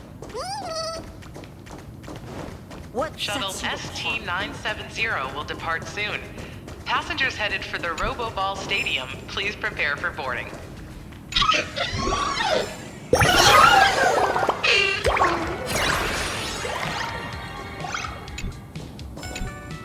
Hi there. Tickets to the Loadstar Tower. Mr. Lighthouse, are you heading up too? Are you on another important mission? Just a routine patrol. Escorting these friends here while I'm at it. Duty calls. I knew it! With you around, Loadstar Tower is in good hands. Here are your tickets! And thank you again for what you did on that sightseeing boat, for saving my child. Don't sweat it. I was just doing my job. All right, we've got the tickets. Let's move. Hello. Could you provide your booking info?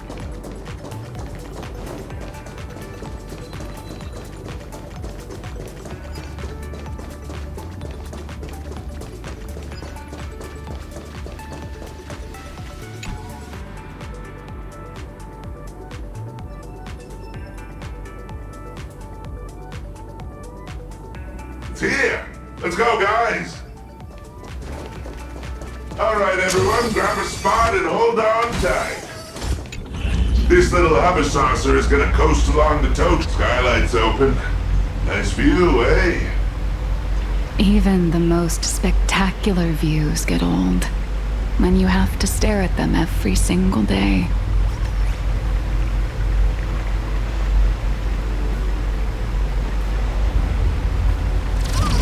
Approaching the Loadstar Tower entrance.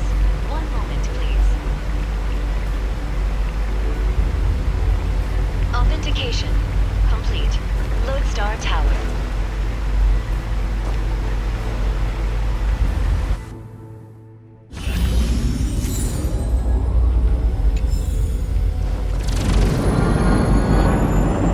Hold on tight. Once we're through this tunnel, we'll be there. Is Mr. Lighthouse really escorting us all the way inside? Sorry, but I'm the one with the special clearance. I've got to deliver you VIPs safely to your destination. My mission isn't complete until then. I'm usually just flying around up there, so this is my first time riding an everyday commuter shuttle. If you... Oh, it looks like a needle from the outside. But once you're inside, it's actually massive. You're looking at least 100,000 people buzzing in and out of... Non-employee detected in the work zone. Please cease movement and submit to scanning. Identity confirmed. Security officer, Lighthouse. Invited guests, nameless, March 7th, and unidentified unemployed individual. Who are you calling unemployed? I'm an independent comic artist currently dodging deadlines. Suspicious target. Requesting security forces. Again? Is there seriously no end to the IPC's red tape? Special access permit. Authorization code 54266. Authorization.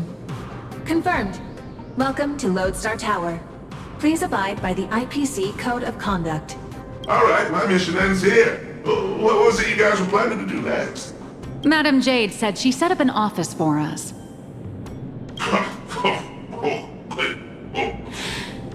Then just go say hi to the receptionist and drop Madam Jade's name. Assuming none of the bigwigs decide to trip you up again, of course. Good luck out there. I've got a patrol to get back to. See ya, Mr. Lighthouse.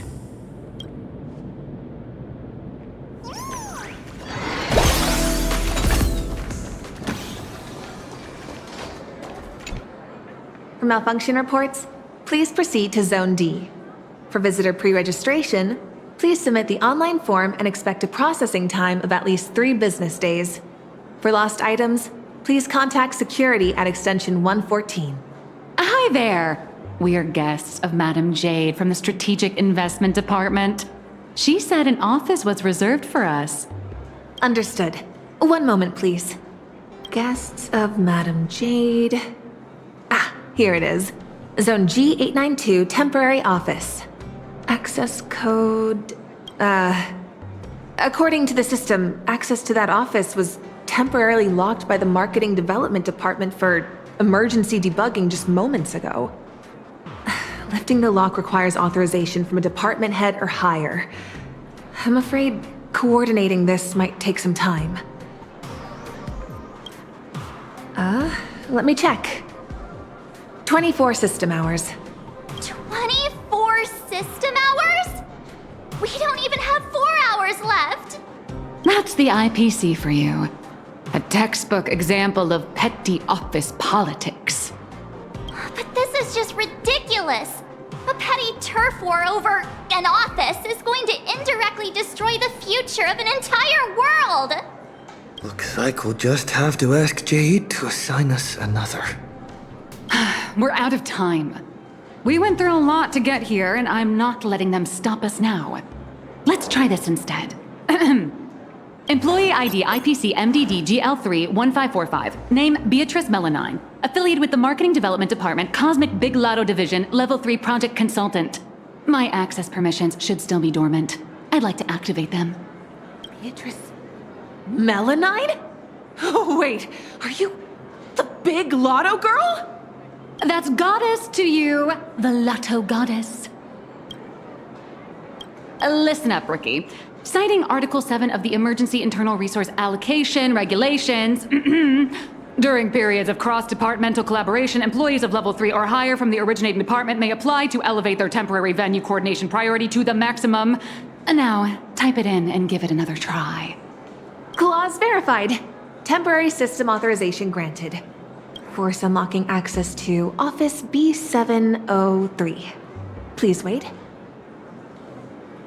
All set. Here is your temporary access pass, valid for 24 system hours. Welcome back, Miss Melanine? 24 system hours, whew, more than enough. What are you all standing around for? Let's go. What just happened? Are you really Beatrice Melanine? No way! It's just one of the many gigs I've worked, hardly worth mentioning. But... I know you have a lot of questions, but the hallway isn't exactly the best place to chat, is it? This way! B703, right? Back at my old stomping grounds. I know this place like the... This elevator's taking forever! How many floors does this place even have? The Loadstar Tower tops out at 6,622 floors. I'll never understand why they built it so ridiculously high. B703! This should be it! Oh! Finally, a place to catch our breath. So, you two, should we kick things off with a pre-battle briefing? Or would you rather get those burning questions off your chests? Before we begin, I have a question. From the day we met, your identity has changed constantly. President of Robobocom, an employee at Perlux, a deadline-dodging comic artist. And now, you're the IPC's lotto goddess? So, Miss Nihilux, who are you, really? Before I answer that, I need to ask you two one thing. You're willing to trust me, right? You seem like a good person, I guess. But if you don't give us some straight answers, he and I are gonna have a hard time trusting someone who's always keeping secrets. The nice guy card. March, that's the highest praise I've ever received. It's fine. A trusting heart is magic. Since you're willing to trust me, I'll stop hiding things from you. I do juggle quite a few identities, and I'll admit, I don't exactly look like the most reliable person. But every single version of me is 100% genuine. I'm just glad these identities have allowed me to help my friends out when they're in a pinch. Little Raccoon, there's something I need to get off my chest. I think it's time I told you. Boss! Evil boss. Mr. Sunday tipped us off that there's some explosive news to cover, so we came without a moment's delay. Explosive news?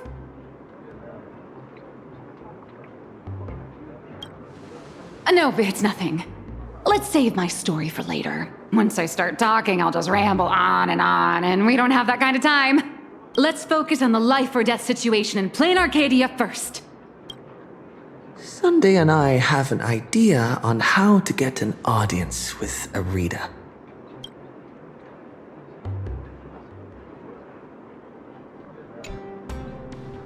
Uh-huh. So, you want to blow the Planacardia husk crisis wide open, using public outcry to corner the pro-weaponization faction. Even in my wildest dreams, I never imagined Bobo Weekly would one day expand into interstellar reporting. So what are we waiting for? Let's drop this bombshell in every reader in Astropolis right now!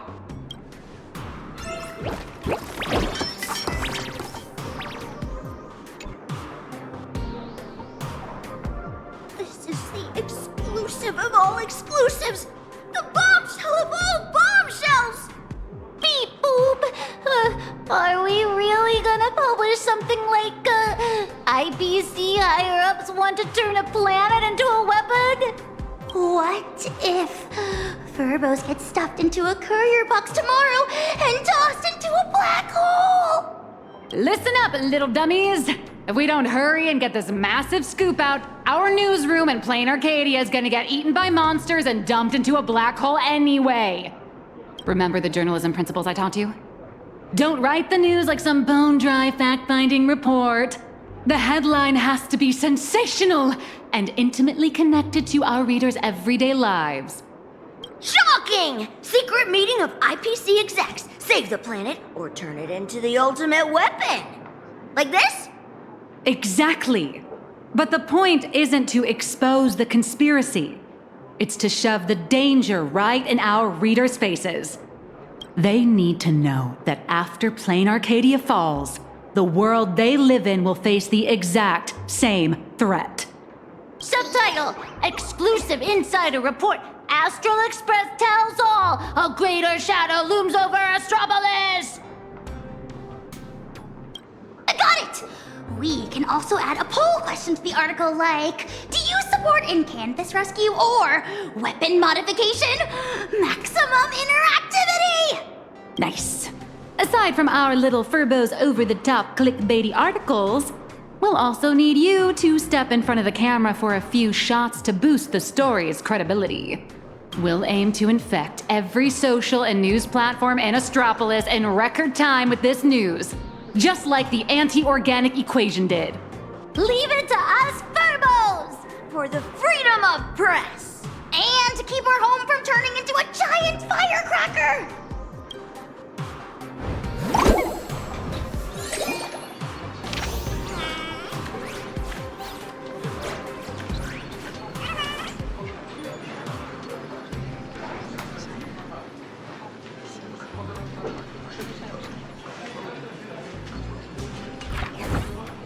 the news is out! The Furbos blew their entire marketing budget buying up Prime ad space and sponsored trends across all platforms. Now, all we have to do is wait for it to gain traction. We only have 3 system hours left. If we fail to make it before then... All right, my friends, let's not stare anxiously at the clock. This is the home of interastral peace entertainment, after all. 1 system hour is more than enough for a message to burn from a tiny spark into a raging wildfire. Given the endless roadblocks we've faced so far, I'm having a hard time relaxing. Do you think the IPC's PR risk department will immediately take action and silence us? Miss March, please don't say another word, because I think you just jinxed us! Huh? That fast? Beep boop! Aberrant data detected! The initial click and share metrics across all major platforms are skyrocketing! But none of the related discussion topics made it onto the trending lists! It's like hitting an invisible wall! The IPC is definitely pulling the strings! What? Giving into despair already? Did you forget? Astropolis is home to more than just IPC employees, and not every employee is a puppet dancing on the IPC strings.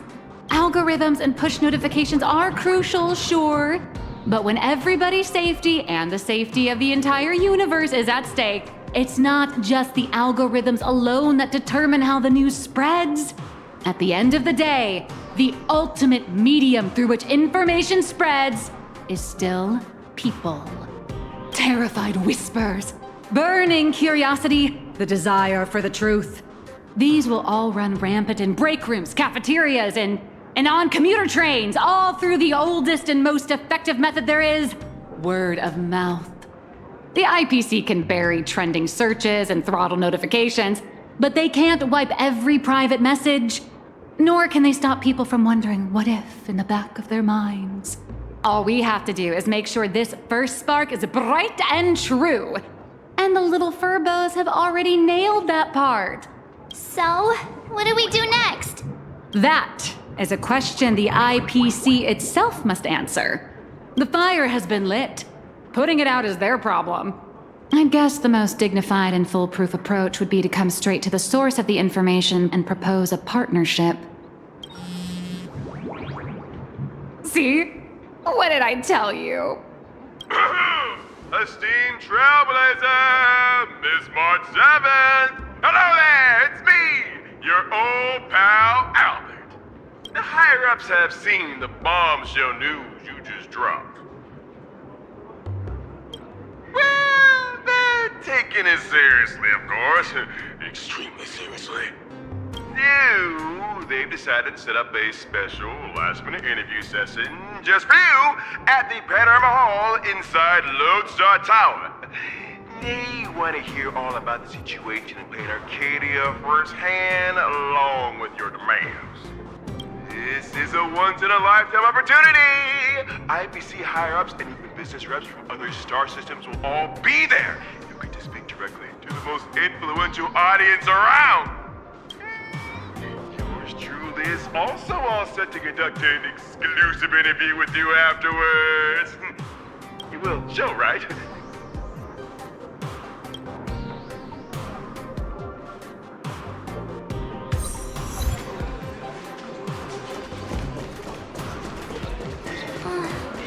Leaving already? No time to waste. I need to move now. Good luck.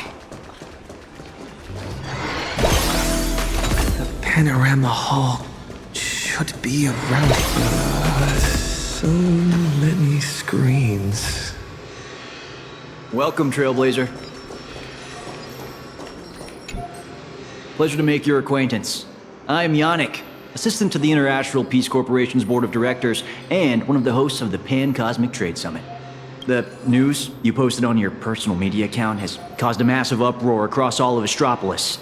I've been commissioned by the board to arrange a special discussion panel. We'd like to invite you to speak your mind without reserve. I have to speak to all these people at once? There's no need to be nervous.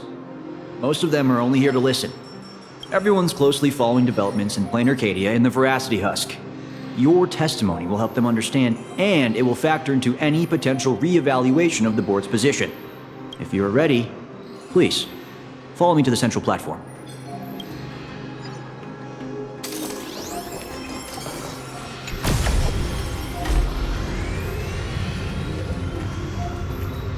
Please try to capture people's attention and make the most of it.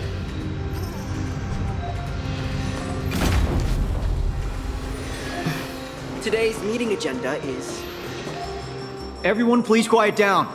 A messenger from Planarcadia, nameless of the Astral Express, is here. At present, aside from Zazad and Diamond, who are absent due to scheduling conflicts and other unforeseen circumstances, the heads of all 7 IPC departments have remotely connected to the Pan-Cosmic Trade Summit venue. According to the pre-meeting briefing, our agenda today is an inquiry and statement of position regarding the Planarcadia Husk crisis.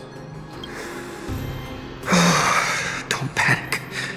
Seize this chance to get your demands across to these IPC executives. I am sure you have all seen the news regarding the situation.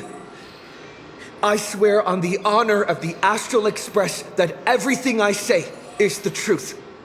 I am here to deliver a plea on behalf of everyone still fighting in Planarcadia. I seek to invoke the power of the preservation to encanvas Planarcadia once more, buying us more time against the Husk's breakthrough. I hope the executives holding voting rights will consider the future of Planarcadia, as well as the worlds of all the envoys present here today. This is what? Did they just get the Husk? Let's start with this. The Husk has been sealed within Planarcadia for over a millennium. Why did it suddenly spiral out of control? The Phantasm Moon Games held in Planarcadia are in fact a ceremony designed by the Eon of Elation to suppress the Husk. Unfortunately, despite our best efforts to stop him, Lord Ravager Asat Pramad managed to disrupt the ceremony. I understand you're anxious, but I think you're being alarmist. You're telling me that in 12 hours, the constellation star zone, where Planarcadia is located, will be wiped out? Do you have any proof to back up your claim? I am not an expert on Leviathans. My conclusion is based on the calculations of Madame Pearl from the Strategic Investment Department. As the administrator of Planarcadia, her conclusion should be reliable. Unfortunately, neither of you are experts. Let me be clear. The Voracity has been dead for a very, very long time. By your own account, Planarcadia is nothing more than one fragment of its corpse. The Technology Department's assessment has concluded that the IPC's cutting-edge technology is more than capable of controlling the activities of these eonic remains. Perhaps even turning them into our most powerful weapon. As for the people there, they're collateral damage. You can't do business without taking any loss. Mr. Taravan, what are you saying? If you adopt the Technology Department's proposal, wouldn't you be abandoning Madame Pearl, along with all the survivors? Isn't Planarcadia part of the IPC's trade network? What happened to the spirit of preservation the IPC preaches? You've just told every trade ambassador in this room that the IPC's protections and treaties are worthless the moment disaster strikes. Esteemed ambassadors, I ask you, when the next disaster descends upon your worlds, can you trust this person standing before you to help? Don't bother with the theatrics. Of course they don't trust me. Nor should they. They're here for business. They're here to sell their manpower, resources, and technology. They're here to trade their planet's blood for sky-high amounts of money. Every world that joins the trade network bears its own risks. The swarm, the anti-organic equation, the Voracity. Sure, the IPC provides some support to its allies, but the IPC isn't your spoon-feeding, diaper-changing nanny. What is Mr. Terrence saying? What is he saying about? That's quite enough, Tarafon. You've made it all the way to Board Director, yet you seem to have more professional discretion back when you were hauling materials for the Building Material Logistics Department.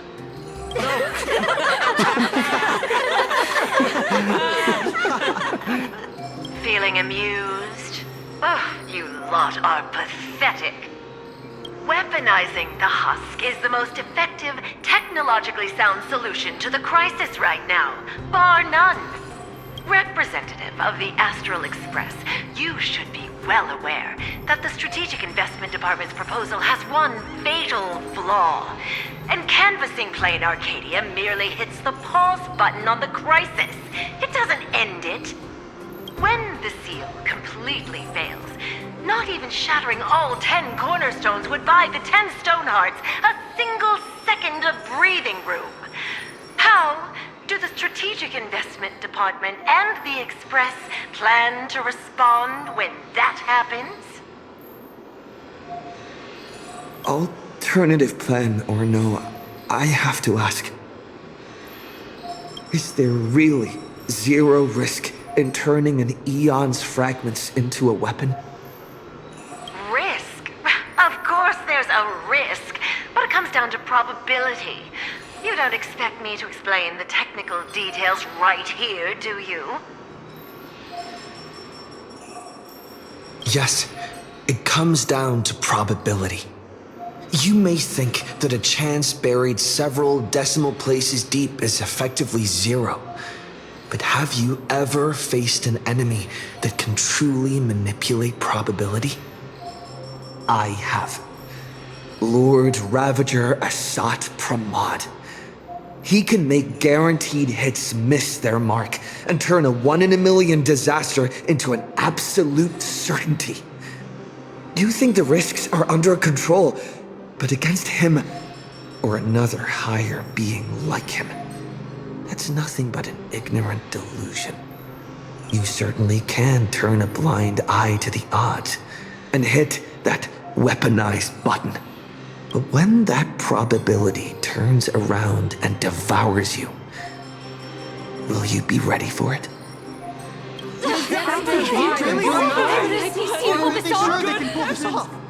Fair enough.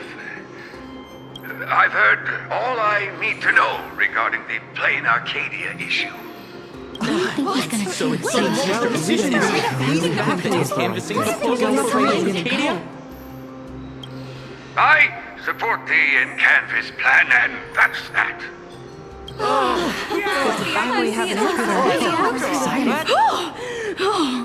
Too bad Zazad and Diamond didn't show up. That was exhilarating.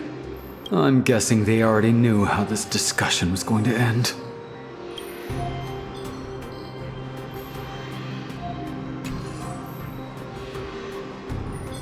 Congratulations on getting your wish, Mr. Trailblazer. The discussion was quite lengthy. Let's take a break. We actually convinced Mr. Arita? I thought it'd take a lot more work. I understand.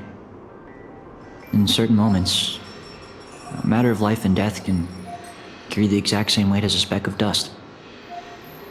until the dust settles, people are bound to feel a lingering sense of unease. But the truth is, you've been fighting for the right cause, and you've succeeded in moving it forward. Hey, remember your old friend, Albert? He's been following the summit from start to finish. Perhaps, during the break, you could head over to the Keeping Up with Star Rail studio and update the audience on the results of the discussion. True. I promised Albert I'd record a segment after the summit. The court of public opinion is a battlefield, and seizing the initiative is crucial.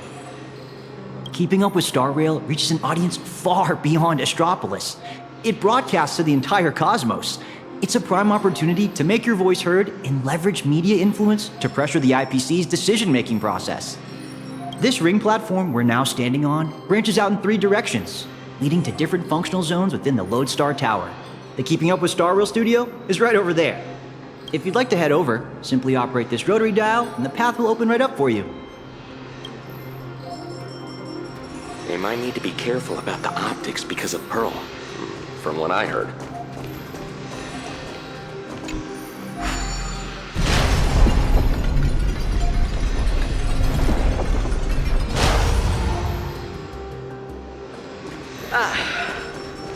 Guess we'll have to table this for next time. Before I head out, I should tell March and the other... Here's the good news. Better not keep them worrying.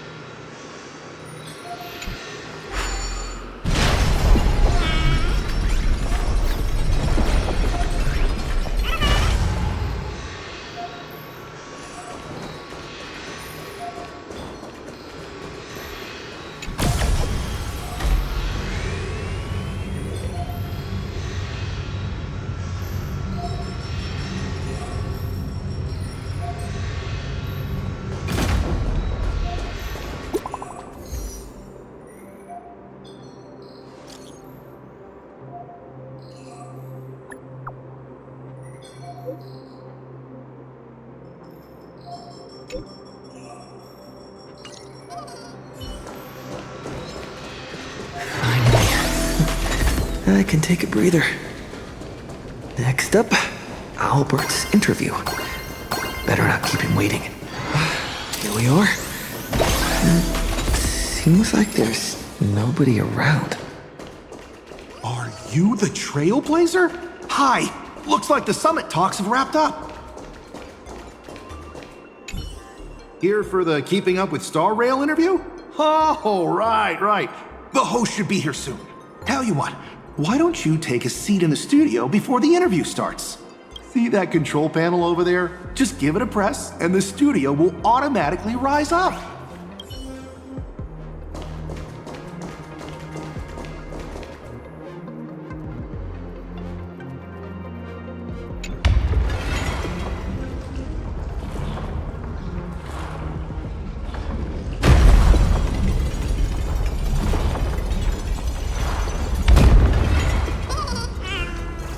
This must be the Keeping Up with Star Rail studio, right?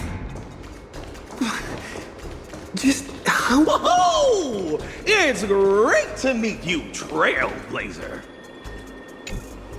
Albert isn't coming? Well, since you broke that massive scoop, he's got a ton of big shots to interview. Tight schedule, heavy workload. You understand, right? Right? And, why don't we go ahead and start recording? He, nameless of the Astral Express, the hero who saved Amphorus. Huh? And now for the crisis-ridden plane Arcadia. He braved Astropolis, delivering an impassioned speech at a star-studded pan-cosmic trade summit. How will his voice influence the direction of this summit? What destiny awaits Planacardia? Dear audience, please welcome today's guest on Keep Up with Star Rail! First question. Just what kind of impact did the Voracity's husk make on Planacardia? I heard the Strategic Investment Department did massive reconstruction work there. Does that mean all their investments went right down the drain? You make a great point. Whatever's going on over there, at least one thing's clear. Retirement-related investments have definitely gone down the drain. Why do you ask? Well, an apocalypse obviously tanks everyone's life expectancy, so healthcare brands have absolutely no future.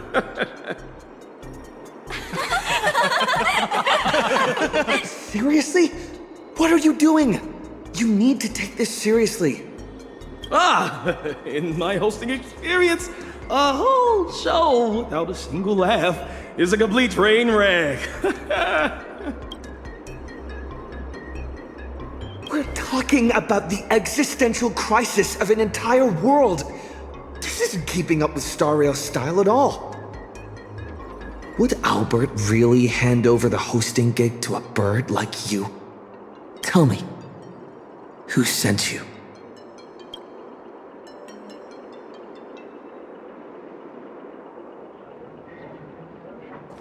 Miss Nihilux!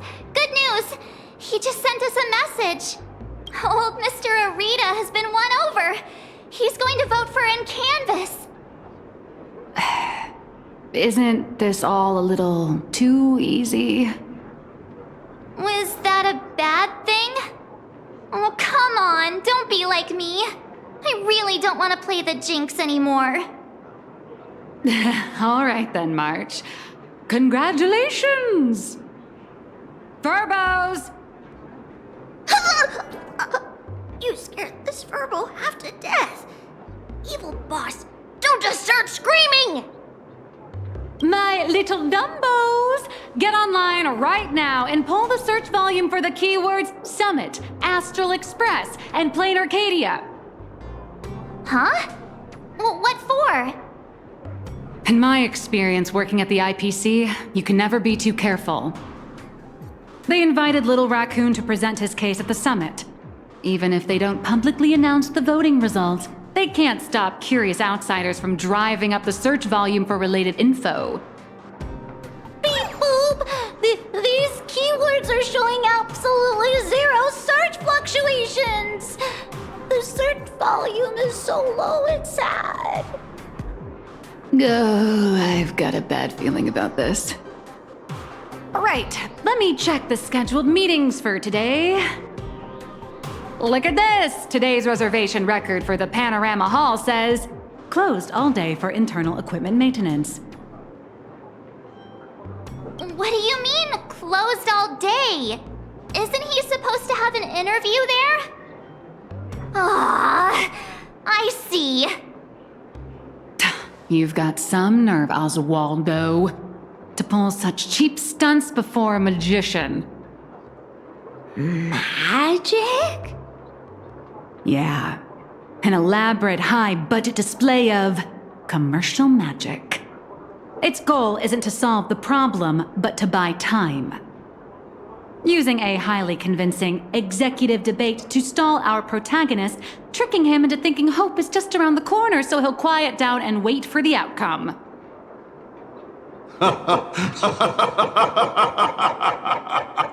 Brilliant! Absolutely brilliant! I was starting to think this little performance would drag on boringly until the end of the world. You old creep. You knew? Watching smart people walk step by step into a huge glaring trap is way more fun than pure destruction. So, how much time do you have left to write a slightly less embarrassing ending for this farce? An hour? Or only the relentless countdown to detonation? I need to message him right away. Miss Nihilux, where are you going? I'm coming with you. No, March, you stay put. The marketing development department might be keeping a close eye on anyone going in or out of this room right now. I'm not part of the express crew, so I won't draw as much attention. Besides, I've got Beatrice Melanine's ID card here, so slipping in and out will be easier for me. Huh. Right. Mr. Asat Pramad. Since you enjoy being a spectator so much, why don't you step onto the stage yourself? See firsthand how this farce you indirectly started goes completely off the rails.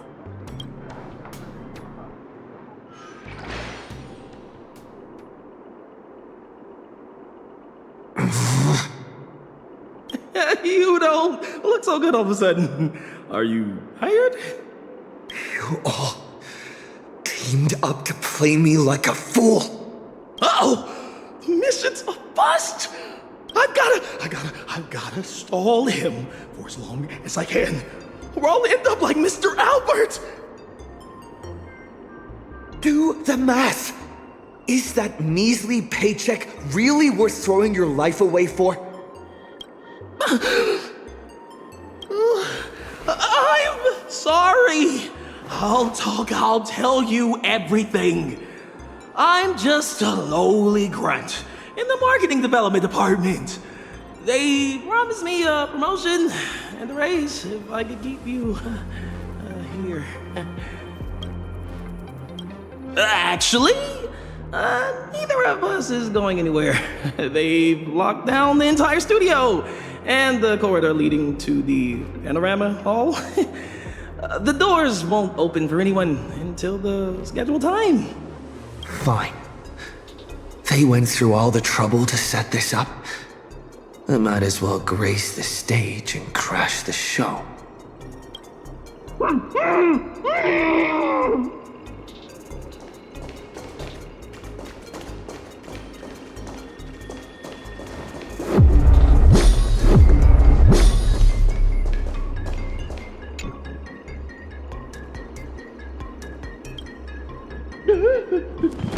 Don't come any closer.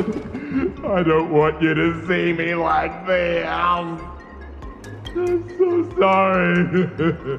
I knew they were just using me to gain your trust, but I still made that go. I'm a spineless chicken. They locked the doors. Do you know another way out of here? Truly knows a way. There's an express lane for clocking out right in the corner of the studio. Found it? I'll give you 2 passcodes. Punch them in, follow the path, and you'll be able to bypass the lockdown and come right behind the Panorama Hall. Hurry up and go. Don't worry about me. I can break out of this cage on my own. Take care of yourself.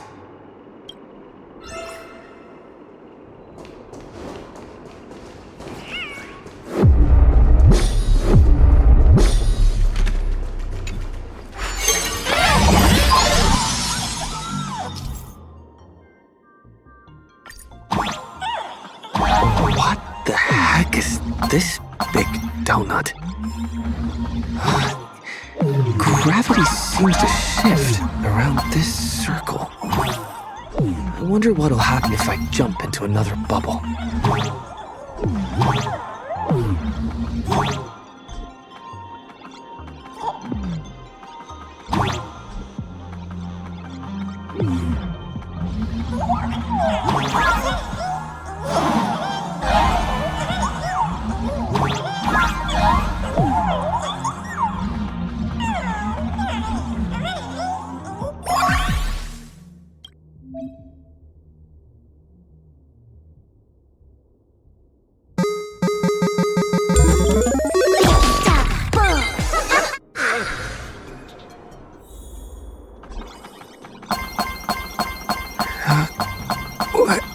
Is this the hall from earlier?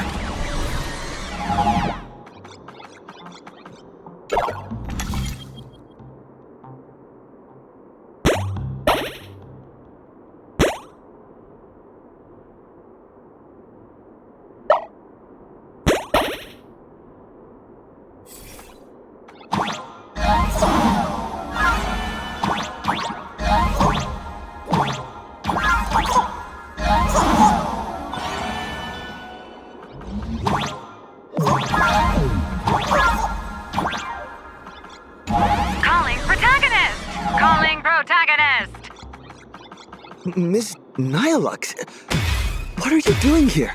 I'll grant you access to all the doors' locks. Let's meet up in the next room. How did you do that?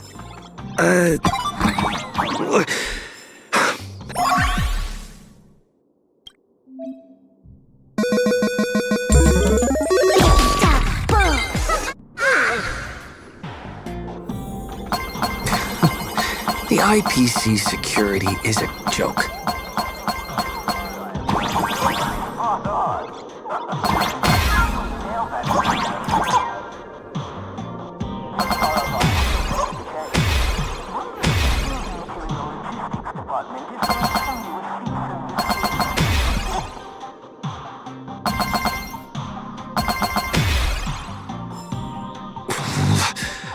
A cheap but effective trick.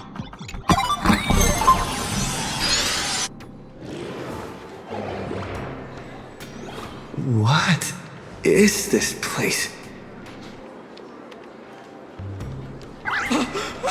Holy eons! Who the heck let him out? Were we supposed to stall him for at least one system hour? What happened to the door locks? Let me check the access logs. The locks were overridden. Who did this? That'd be me. I did it. Someone gifted me a tiny data slice. Said it'd take care of a lot of headaches. Stellaron Hunter Tech. Pretty impressive, huh? Are you a Stellaron hunter? Oh, no. I'm your colleague, Beatrice Melanine. Haven't you heard of me? Melanine? Isn't that name from almost 50 years ago? Enough chit-chat! Call security, now! Are we going up against a nameless? Aren't they partners with the Strategic Investment Department? Quit yapping! You have one job. Follow orders and open fire! That's a wrap for your show. Now it's my turn to take the stage. Hold your horses, protagonist. It's not your time to shine just yet. These small fries aren't worth the time. Let someone with a big appetite gobble them up. What the heck is that? Hello. Please support the IPC. Oh, for the Amber Lord. Of my way! Get lost! Help! The nameless has gone crazy! Slack off once in a while. It's good for your health.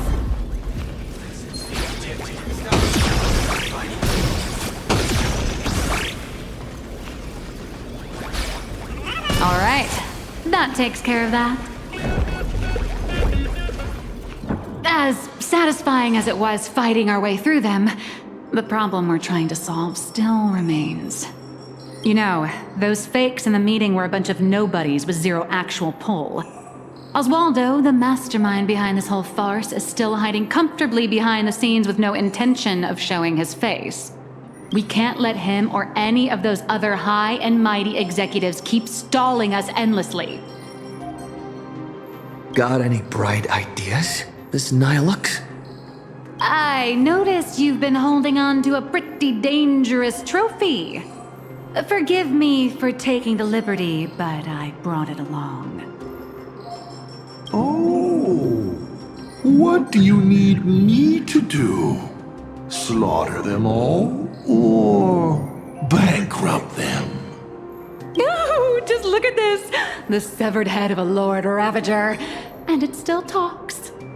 I guarantee you, shoving this in their faces will shock them through and through. More than some distant husk breaking its seal ever will. I like this idea.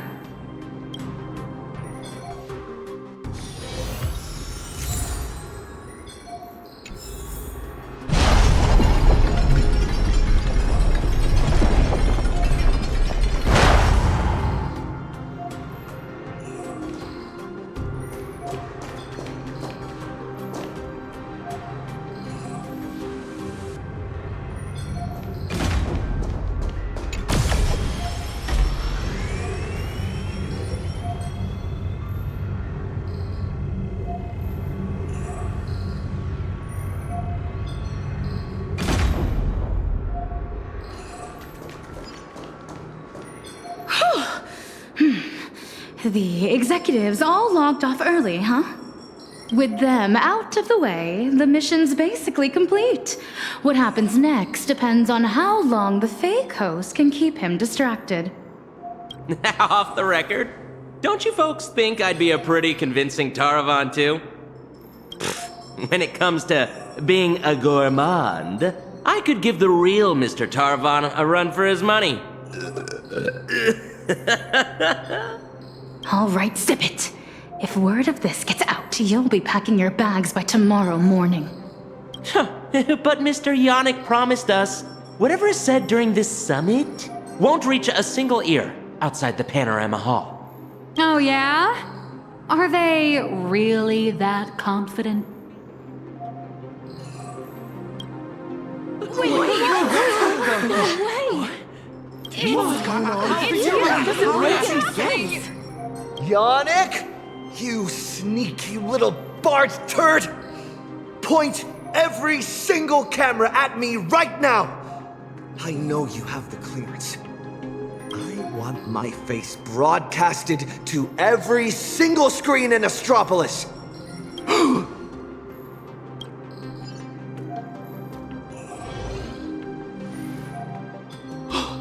Mister, please, don't get so worked up. I tried to present my case calmly and peacefully, but all I got in return was mockery and humiliation. If the news of Planarcadia's impending destruction is too far removed from your daily lives to pique your interest, then how about this? The severed head of a Lord Ravager. Every time it rolls, it brings incalculable variables and trials to an entire world. Care to test your luck?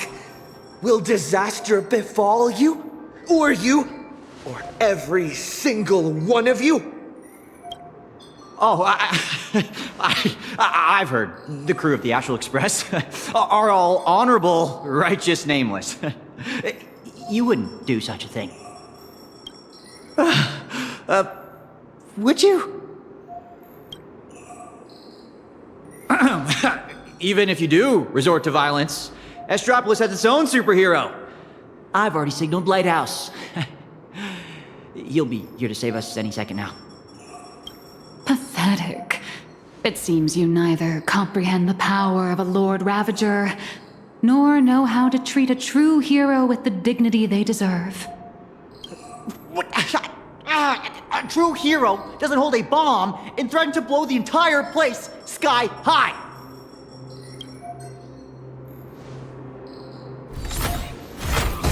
Again. It's a real shame. This time I've received a top priority directive. Eliminate the threat to the venue at all costs. I know I'm no match for you, but this is my duty, and the sole reason I wear this power armor. I have to maintain the peace in Astropolis, because I am the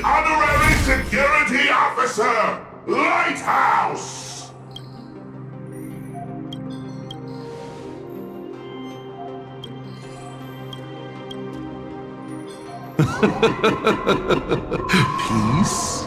Since when has Astropolis ever known peace? I once heard a rather amusing joke. The preservation is nothing but a facade. Kapoth fell from grace ages ago, and the IPC is actually a faction of the Voracity. But seeing it for myself today, it turns out it wasn't such a joke after all. There is a Leviathan of the Voracity slumbering right beneath Astropolis, too. What kind of nonsense is that thing spouting? Okay, it's okay. Don't panic. It is impossible for Lord Ravager to breach Astropolis. Do it, Lighthouse! Take them all down! All Lighthouse units, assemble! You people have truly pushed me to my limit. My warnings are falling on deaf ears.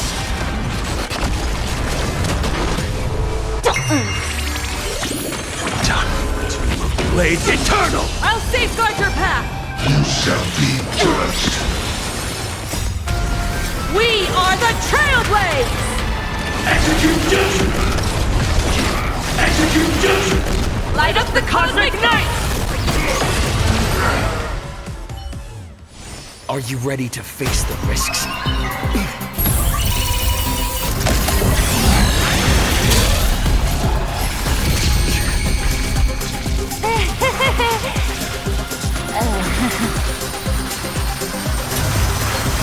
That will do. Huh? Mr. Arita wishes to speak with you two. What an absolutely spectacular show, Yannick. Mr. Kenneth? Trailblazer, Madam Nihilux. Or perhaps I should call you Madam Beatrice Melanine. I am here to welcome you both with the utmost respect. Please follow me to the elevator. We are heading to the Sky Call area. That is Mr. Arita's private residence. It is secure and quiet. It is there that he will decide the future of Planacardia. Please allow me to solemnly clarify. I swear upon the Amber Lord, the upcoming meeting has no prearranged script. Father is already aware of the commotion here and wishes to meet with you both. So we really did have to tear down the stage and blow the roof off just to get the boss's attention. Lead the way, Mr. Butler. Please follow me.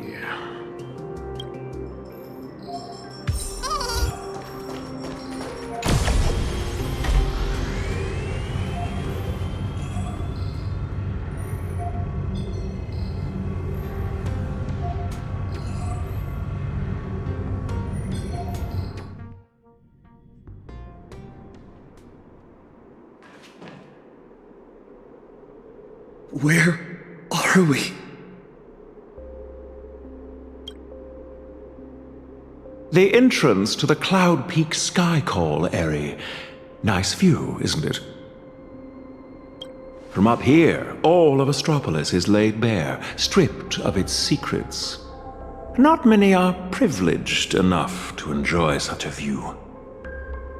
In the entire IPC, only 7 individuals hold this honor.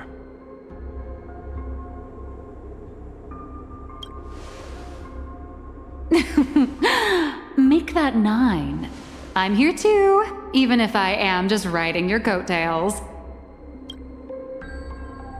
Let's not get ahead of ourselves. The guest or the main course?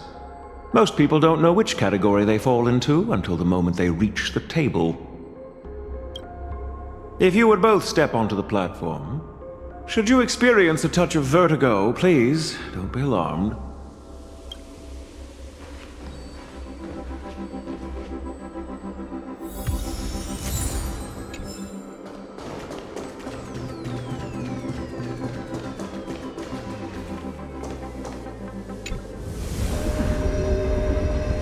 Did I just get sucked into the sky?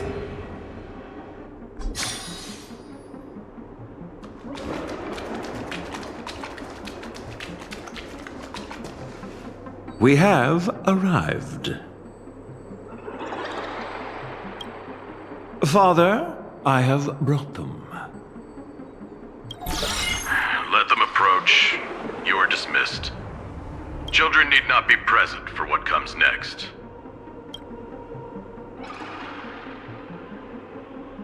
Ooh, is it going to be R-rated? Too bad we're on a tight schedule. There's less than a system hour left before you cast that crucial vote.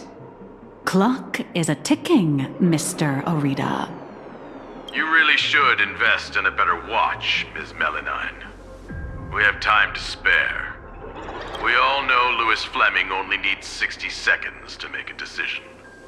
You're not Louis Fleming, though. Everyone also knows that even the chairman can't change a decision made by Ol Arita. Indeed. The younger generation seems to think the Ahatopia case requires no further discussion. I, however, have my reservations. I find both of the current proposals lacking. Oswaldo is capable and ambitious, but he remains a child. His ideas are naive. Diamond. His mind is far more mature than his appearance suggests. But being overly calculating can sometimes be a detriment. My duty is to select a successor for the IPC. Their credentials are simply too shallow to claim my vote. And so, Trailblazer, I am in need of a third option. A third option? I've been observing you ever since you set foot in Astropolis. Hustling and making your voice heard. You're just like Louis Fleming during the founding years. Now, I will give you 60 seconds. Tell me your story. If it proves compelling enough, you might just win my support. This way, I won't be forced into a binary choice. And you get exactly what you want. A win-win, as they say. I don't care about the IPC's twisted logic. I need your vote. Listen closely. I'm not here to tell stories. Stories are just word games, and they won't stop the imminent threat of the Voracity breathing down our necks. If you think canvassing is just stalling for time, and weaponization bears too much risk, then I'll give you your third option. The first signs of the war among the Eons are beginning to show. I believe this is why the IPC has been positioning itself here for years. When I saw the Phantom Moon at its fullest, I became even more certain. This ceremony to commune with the Eon, whether genuine or not, could be the turning point that determines the destiny of the cosmos. But what's important is that you make your own decisions, such as whether you'll take part in these grand games, and if so, how. Return to whence you came. As a supplicant, I shall restart the Phantom Moon Games. I'll gather our wish power, seek an audience with Aha, and use the Elation's authority to suppress the husk, just as it was done countless amber eras ago. If people could do it then, we can do it now. But for any of this to work, Planacardia has to survive. And what makes you think the ever-fickle Aha will simply grant your wish? Right back at you. What makes you so certain Aha won't take my side? Fair enough. I don't make a habit of dealing with eons, so I suppose I have no say in the matter. Then again, I'm not the one making the decision here. Louis Fleming is. 60 seconds are up. Chairman, the decision is yours.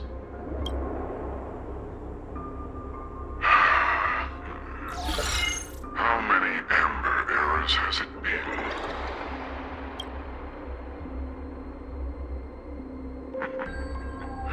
My old friend, have you returned?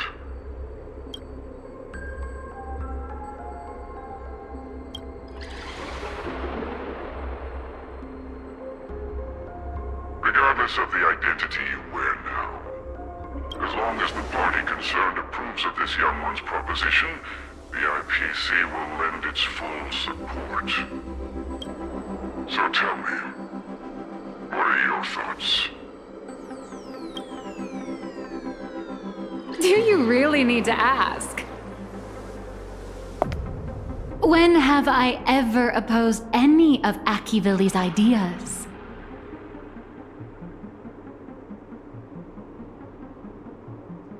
The answer is approved. The writing is on the wall. It's quite obvious whose side I'm taking. In that case, as always, I wish you both the best of luck. Arita. Yes, sir. By the sacred authority bestowed upon us by the Amber Lord, the Traditional Project Department has reached a decision. We cast our vote for the Astral Express, and canvass Planacardia and restart the Phantom Moon Games. Thus, it is settled. The will of preservation shall be made manifest.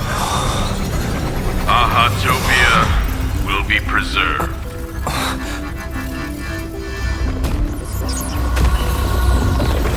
Citizens, he has carried out the petition, as promised.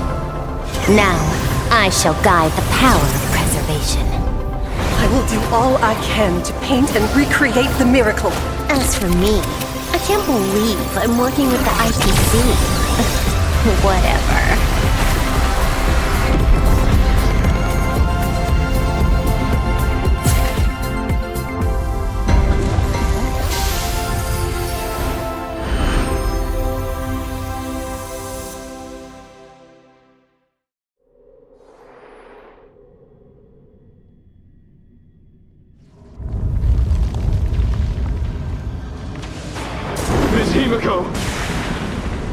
It's time to retreat. No.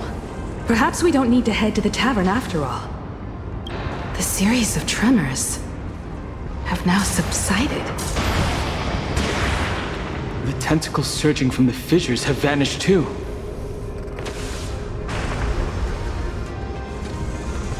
It's him. They actually did it.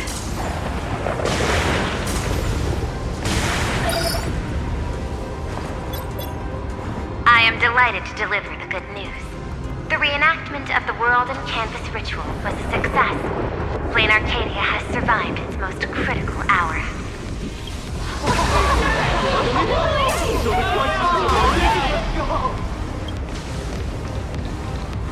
Everyone, the Astral Express has reached the outer perimeter of Ahatopia's crystal wall. The train will serve as a relay station, bridging communications between Planacardia and Astropolis. I bring greetings from him, along with our objective for the next phase. Make your preparations. The final Phantom Moon Games are about to begin.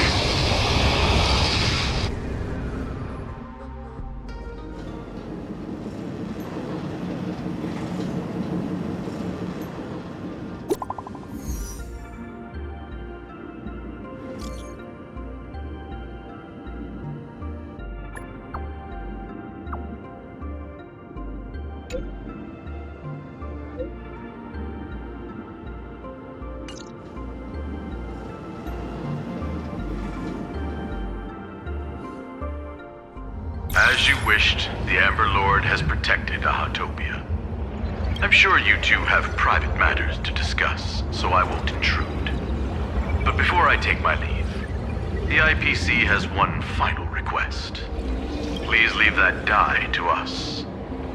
The Lord Ravager's head is far too dangerous. It needs to be properly contained. Let's do as he says. This old gentleman is trustworthy. Besides, I'm guessing you must have a mountain of questions right now. And having a third wheel around when we clear up all that confusion would totally kill the vibe. Mr. Trailblazer is gone. Will everything he claimed actually come to pass? He will do it. He has to. Oh. Why is the air in this room suddenly thick with conspiracy? Could it be that someone struck a little side deal under the table? Times change. The IPC may no longer be the support team of old, but we won't abide the slander of a pawn of destruction. Your accusations at Loadstar Tower certainly piqued some interest. And from none other than the subject of those rumors herself, the Leviathan of Astropolis you spoke of. She is here. What do you intend to do with the die, Miss Yabale? Can't you guess what I want? Hand it over to Lighthouse and send it to the Life Sciences Institute. I'll take the scalpel to it myself, dissect this head stuffed full of conspiracy theories, and devour the knowledge of Ouroboros. Every last crumb of it.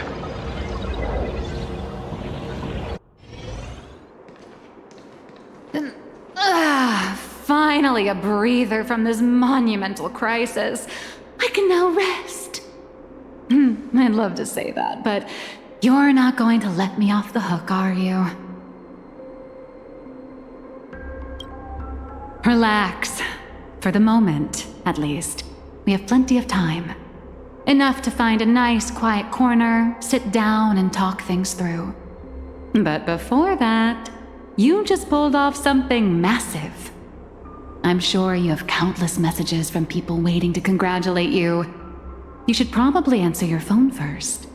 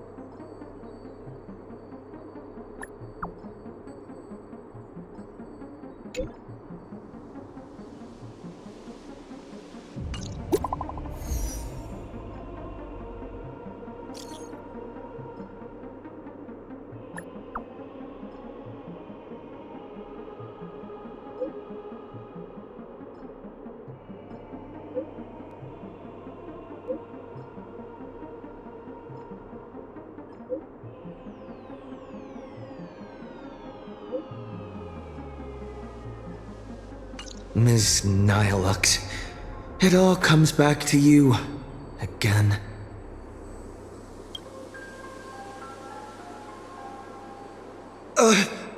Where'd she go? Darn it! I slipped up. Did she make a run for it?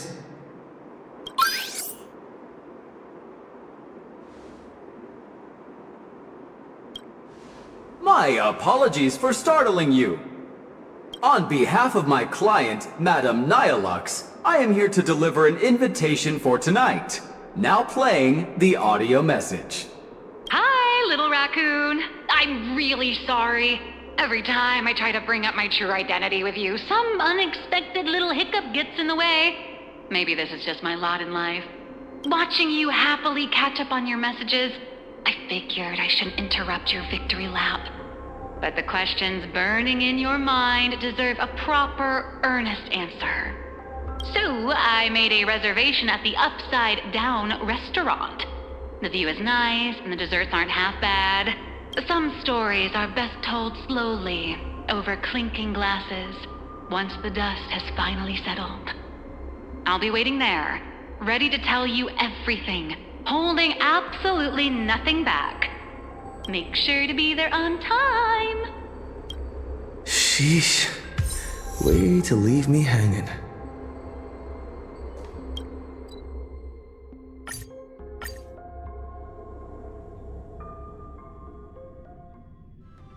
Nihilux should be right around here. I actually miss the Express's sofa. Enjoy the meal during darkness. So inspiring.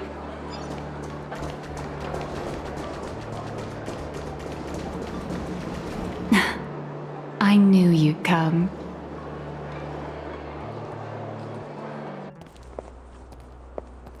So, what did you have to say?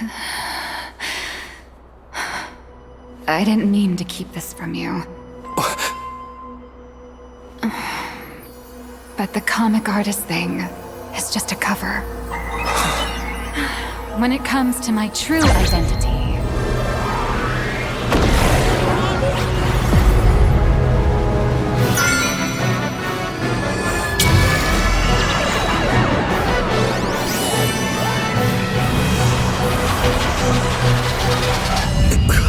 you can call me Aha. To you, my dear audience, I dedicate this performance. I wonder, did it bring a little more elation into your lives? If it didn't, shh, that's exactly how it should be. Because the grandest act of the play is only just beginning. It's a past I can barely stand to look back on. A wrong turn I took when I was young and foolish. Those days entangled with the gods. A swirling blur of peach pink and blood red. Looking back on it now, it was an absolute nightmare.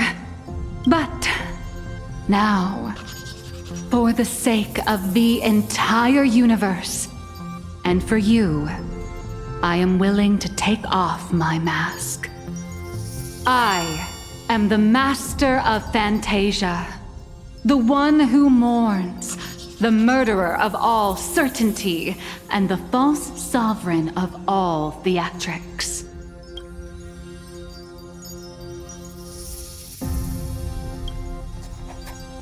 The first fool and the original actor. Dear audience, the stars are silent. But I declare, let there be laughter!